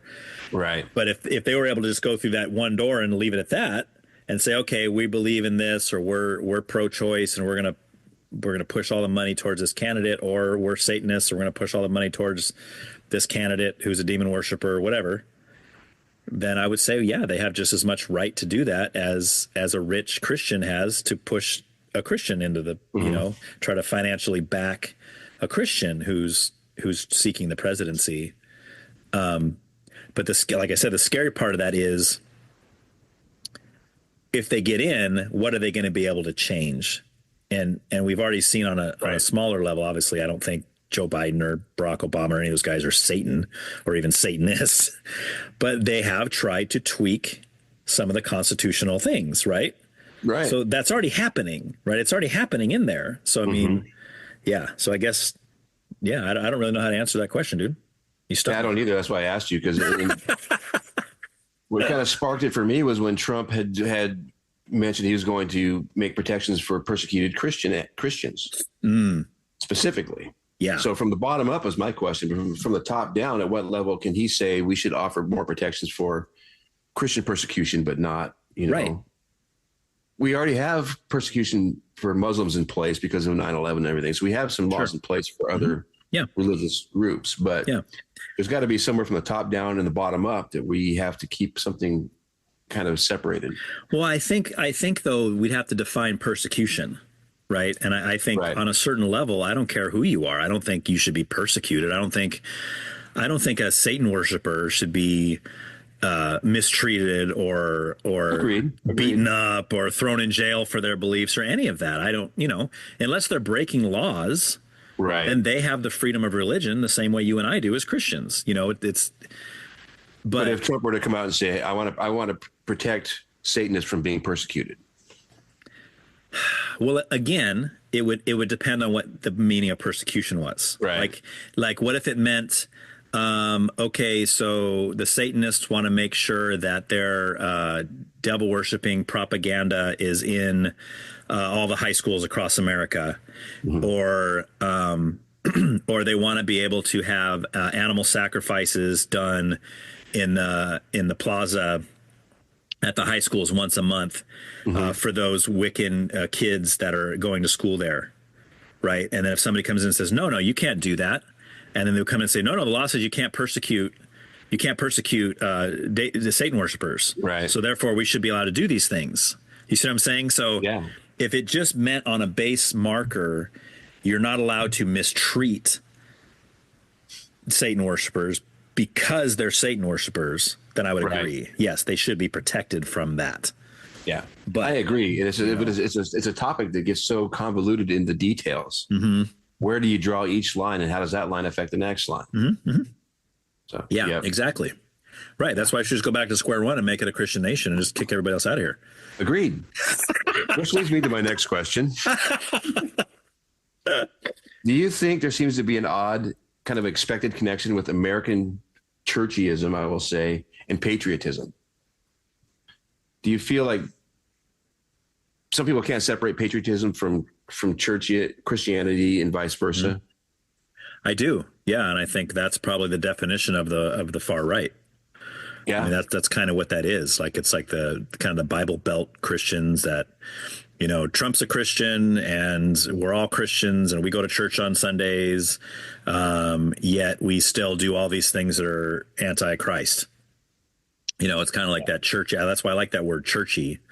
And I would think for me, myself, over the last 3 or 4 years, that's probably the biggest thing I've been kind of going to bat with, is I just can't stand it. I cannot stand that Christianity, like true Christianity, gets lumped in with some of this stuff, to the point that people say, well, I'm never going to become a Christian because, this guy over here is driving around with a Jesus sticker on his truck, and he's a racist dirtball. Yet he's saying that, oh no, Jesus was a white middle class Republican, and if it was up to him, he'd wipe everybody else off the face of the earth. That's right. And there's people that hear that and they go, oh, see, these Christians are this, these Christians are that. And I'm sitting there going, no, that's not Christians. That's a guy who's got a Jesus sticker on his truck. There's a difference. Yeah, it makes you want to change the name. Exactly. Right. And that's why for years, and this because I've been saying this for years, people ask me if I'm a Christian. I don't just say yes. First, I need to know what they mean by that. Right. Like, before I align myself with whatever definition of Christian you have in your noggin, I need to know. Then if you say, well, no, I mean like someone who has been saved by Christ, his sins are forgiven, and he follows Scripture and all that, then I'll be like, oh yeah, that's me, sure. But I don't want him again to line me up with Stu Bob from East Kentucky or whatever over there. Yeah. Hate that guy. I never liked Stu Bob. He can stay in Kentucky. Yeah, that's why I brought him up. Of course that's a stereotype too. I'm being stereotypical, but but that's the way. I have people in my own family that have actually called me that. They've said that I'm like a hillbilly racist because I voted for Trump, or because I hold to Christian ideals, but again, because for a lot of people, you put both those things into that. Like, they don't see any distinction at all. To them, if you voted for Trump, there is no way that are not a racist. There's just no way. It's impossible. Right.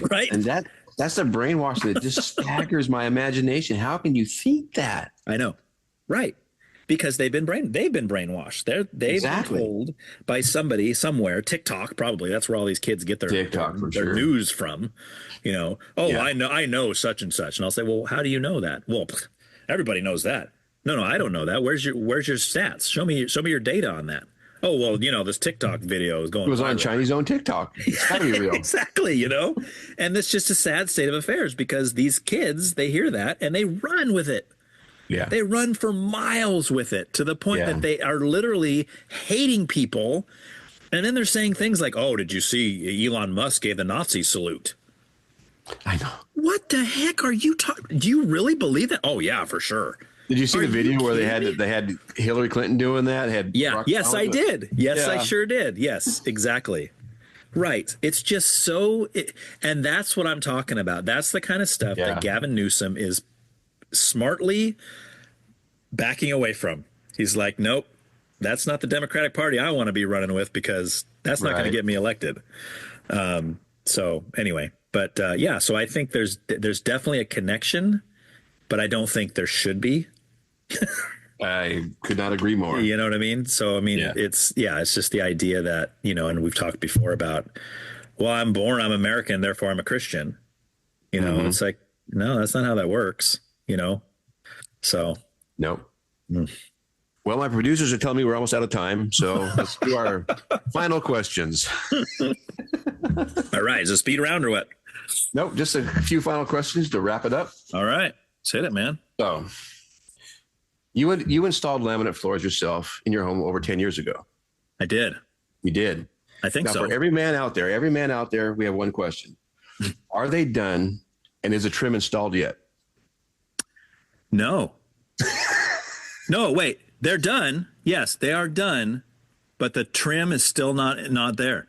You talking about you talking about the baseboards? Yes. Yeah, because dude, what a pain in the butt. So you get to the end and you're like, all right, I just spent all this lock and snap, for days.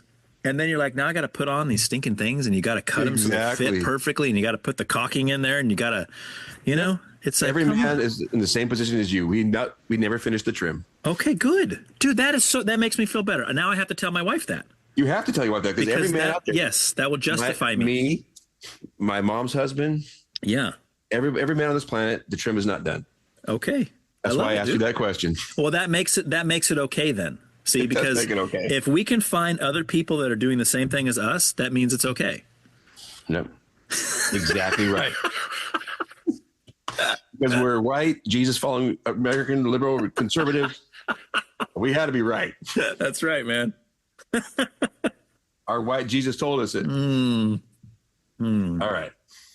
So as long as I've known you, you've looked young for your age, and you have good looking kids. You got that's because of my wife. A weirdly good looking family. Yeah. But I'm just asking you, do you look so young for your age because you're in fact not actually aging? Yes. And is that why your podcast seemed to take so long? Yes, that's why. Okay. That is why. Dude, you nailed it. That was a weird setup for that one, but I couldn't come up with anything better. That was a weird setup, but I will tell you that my kids are beautiful people, and it's because of my wife. It's all because of my wife, because I prayed and I asked God to give me ugly children. And did you? I did. Especially for my daughters, because I don't want to deal with boys. Everyone has the same prayer. Yeah. Right. And I prayed, and he laughed at me, and he gave me beautiful daughters, gave me very handsome sons. And and you're he said, a beautiful man, Ryan. Don't think I haven't noticed. Well, thanks, man. I appreciate it. So he laughed at me when I prayed for that. And then his response to me was, if you wanted ugly children, you should not have married a beautiful woman. Oh, nice. You know, you should have married Nice a troll. segue there, dude. You know, you should have married some kind of a bridge troll or something. You know, There down there in the in the whatever. So a shameless plug for Bethany. yeah. Happy wife, happy life, man. You know, That's right. you know the deal. All right. Man. So next question. All right. You began shaving your head early in life. Mm-hmm. Was that to make you feel closer to Hitler than Jesus? Yes. It was. Dude, you have me pegged so good. Do you know the story of why I shaved my head the first time? I do believe it, but let our listeners hear it. Okay, so it was summer after sophomore year of high school. Yeah. And my whole life I always had I had the wave thing or whatever, I had the kind of the surfer kind of hairdo with the hairspray and the whole deal, and I was pretty vain back in the day. Like I took a lot of pride in my looks, and stuff. Yeah. We just talked about that. Tried to wear all the cool guy clothes, and I had to get all, and I was an only child, so I could pull it off with my parents. Hey, you got to buy me the $200 shoes, and they would spoil me. So I took a lot of pride in that. And then one summer, my cousin, I don't even remember what the bet was. I don't know if it was a ping pong match or if it was, I don't remember what it was, but it was a bet that I lost. Oh. And if I lost, I would have to shave my head. And my aunt, my cousin's mom, was a hairdresser. So she had the clippers right there in the garage. And again, I don't remember what the bet was, but I lost. So I had to get my head shaved. I didn't want to do it. I was like, oh my gosh. But then I was like, okay, I'm a man of my word, Yep. So shaved my head, had it shaved that whole summer. That must have been close to when my junior year was getting ready to start. Or maybe it was my sophomore, it was my sophomore year. I think it was the summer after my freshman year. Scratch that. So sophomore year is getting ready to start. Mm-hmm. So now my head's shaved. I'm kind of scared to go back to school because nobody's ever seen me this way before. I'm like, whatever. Oh yeah, that's hardcore. Right? Yeah, it is. Especially a guy who's like, So I go back. Yeah, Rico Suave. And everybody loved it. Like everybody told me how much better it looked. Wow. With my head shaved. And I was like, oh, really? I was like, okay. And then I started every man's afraid what their head looks like bald. And so you took it and went with it. Yeah, mine's got a pretty good round. I mean, I know. I'm afraid I couldn't pull that off. And I'm 90% there. Well, so, and that was the thing. So, I mean, I have started, I got a receding hairline now. I got all this. If I grew my hair out, I would be balding. Right. So, So it just worked out, and I just kept shaving it, and I'll be done. And at the time, I was a big fan of House of Pain, right? So I used to, I used to love that guy Everlast, and I used to idolize him, and I was like, okay, now I look like him. I got the goatee, and then the shaved head. Well, then fast forward to when I meet Bethany, and if you've heard her episode, but by the way, she was on the show. I have heard the episode. Yes, that's not another shameless plug for Bethany. So the whole story with that, right, is that was one of the first things I ever said to her was feel my head, because I literally just bicked it like right before we picked them up. Oh yeah, and that was my pickup line or whatever. So as long as she's known me, I've always had the shaved head, goatee. So it's gotten to where she's so used to me that way. If I try to do anything else, she's not having it. Right. I've tried to grow the full beard out. Nah, doesn't like it. Try to just go baby face. Not happening. Try to grow my hair. I've grown my hair out a few different times since I started shaving it, and one time I even had it down to my shoulders. Right. But yeah, she just doesn't. She doesn't like it. So interesting. Yeah. And we always call you Gray Bush the Wise still. So the goatee's working for you. What is it? Gray Bush the Wise? Gray Bush the Wise. Love it. Love it. It kind of sounds like Gandalf the Grey. That's not mine. That's not an original. That's just something I heard. So. Oh, okay. All right. Who'd you hear that from? Oh, I honestly don't remember. You can't divulge? I can't remember. Somebody we saw on YouTube or something like that, I think. Oh, okay. All right. Cool, man. So I understand that you like the Beatles. I do. You do. They were on Does my your list, wife but I didn't get think to you're them. gay.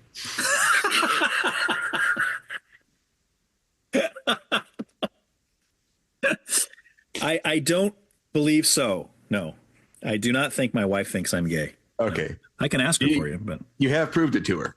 Well, by liking the Beatles, you mean? I will never understand what you have against the Beatles.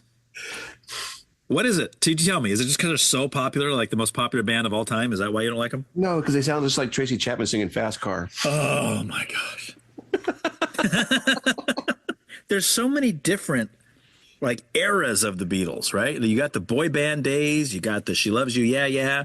Then you got, you know, the psychedelic rock days of Sgt. Pepper and Magical Mystery Tour. You don't like any of that? There's so many facets of Bobcat Goldthwait in his comedy. Is there really? Yes, all these layers and levels. He's shaved his head now. He's doing stand-up. It's all crap. Is he still alive? Yeah. Is he really? Yeah, he's still doing comedy. No, he's not. Really? Yes, he is. Oh, my gosh, dude. And he's not doing the hissing and snorting anymore. Oh, my. The Tourette comedian. Yeah. All right. Final question. Final question. All right. And I ask a lot of people this question. Okay. Especially my stepdaughter's boyfriends to see how they react. All right. You're on death row. Okay. What's your last meal? Oh my gosh. It's going to be, I don't know. How much can I fit on a plate? Am I allowed to get a bunch of different things? A single dish. A single dish. Wow. It's got to be either Mexican food, like a big old fat bean and cheese burrito, or maybe a chili relleno. Or it's going to be the best cheeseburger the world's ever seen. Or it's going to be pizza. And my dessert is going to be an ice cream sundae. Really? Really? Yeah. Mexican or pizza or cheeseburger after what you did to that family? In all my years on this force, I've never seen anything so horrendous. And you would want that kind of food? Well, you didn't say what I was on death row from or for. It's terrible, man. What would yours be? Mine? Steak, huh? You'd be steak? Yeah, you knew it. What cut? Actually, I would do a chuck eye. Okay. A chuck eye? Chuck eye. It's in between the chuck steak and the rib cuts. Okay. Right in the middle there. It's got all that chuck beefy flavor with the ribeye marbling and flavors. Okay. See, the marbling's where you lose me. That's why I don't like ribeye. Well, see, but here, that's the beauty, because, you know, chuck roast is not so marbled. Ribeye is heavily marbled. This is right in between. Just enough marbling to add flavor without having all that gristle and fat in it. Oh, okay. Okay, because that's what I don't like. I don't like chewing on all the fat. I don't like to chew the fat, as they say, you know? Yeah. Yeah. Not a big fan. You can go into that because you can cook a steak where you're not chewing that gristly fat. If you're doing that, it's wrong. I don't even like when I get beef jerky and you get that fat you just chew on. That's for the days. worst, though. You gotta spit it out the window. Yeah.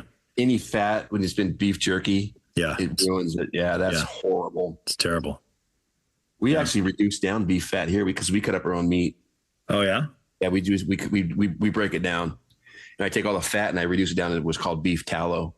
Okay. And we use it as a cooking oil. Yeah. We don't use vegetable oil or anything like that. Mm-hmm. We use like avocado oils and things, but we use bacon grease and reduce down beef fat. Well, tallow used to be what they used to make candles out of, right? Probably. Yeah. Yeah. That's your little bit of wisdom for today, in case they ever ask you that on Jeopardy. That's exactly right. Now you know. And knowing is half the battle. That's right, buddy. So, all right, dude. All right, man. Cool. That was fun. That was fun. Yeah, we made it. I tried to keep it to the time frame, and we were pretty close. You did, yeah. That's about 3 hours, right? So, good stuff, dude. All right, man. All right, man. Cool. We'll talk to you later. Yep. Bye. All right, bye. Thank you so much for checking out this week's episode. I hope it did something awesome for you. Please don't hesitate to contact me for any reason at whycan'twetalkaboutthat@proton.me. I also hope that you will listen in next week for the special 100th episode extravaganza. Thanks.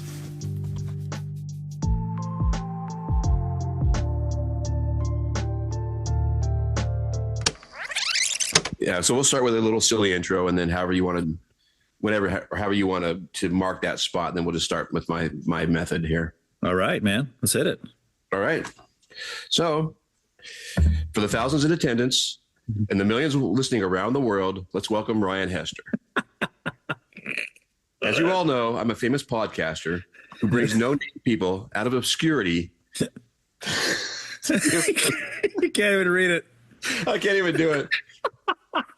I'll do this again for the clip. Yeah. Oh my gosh.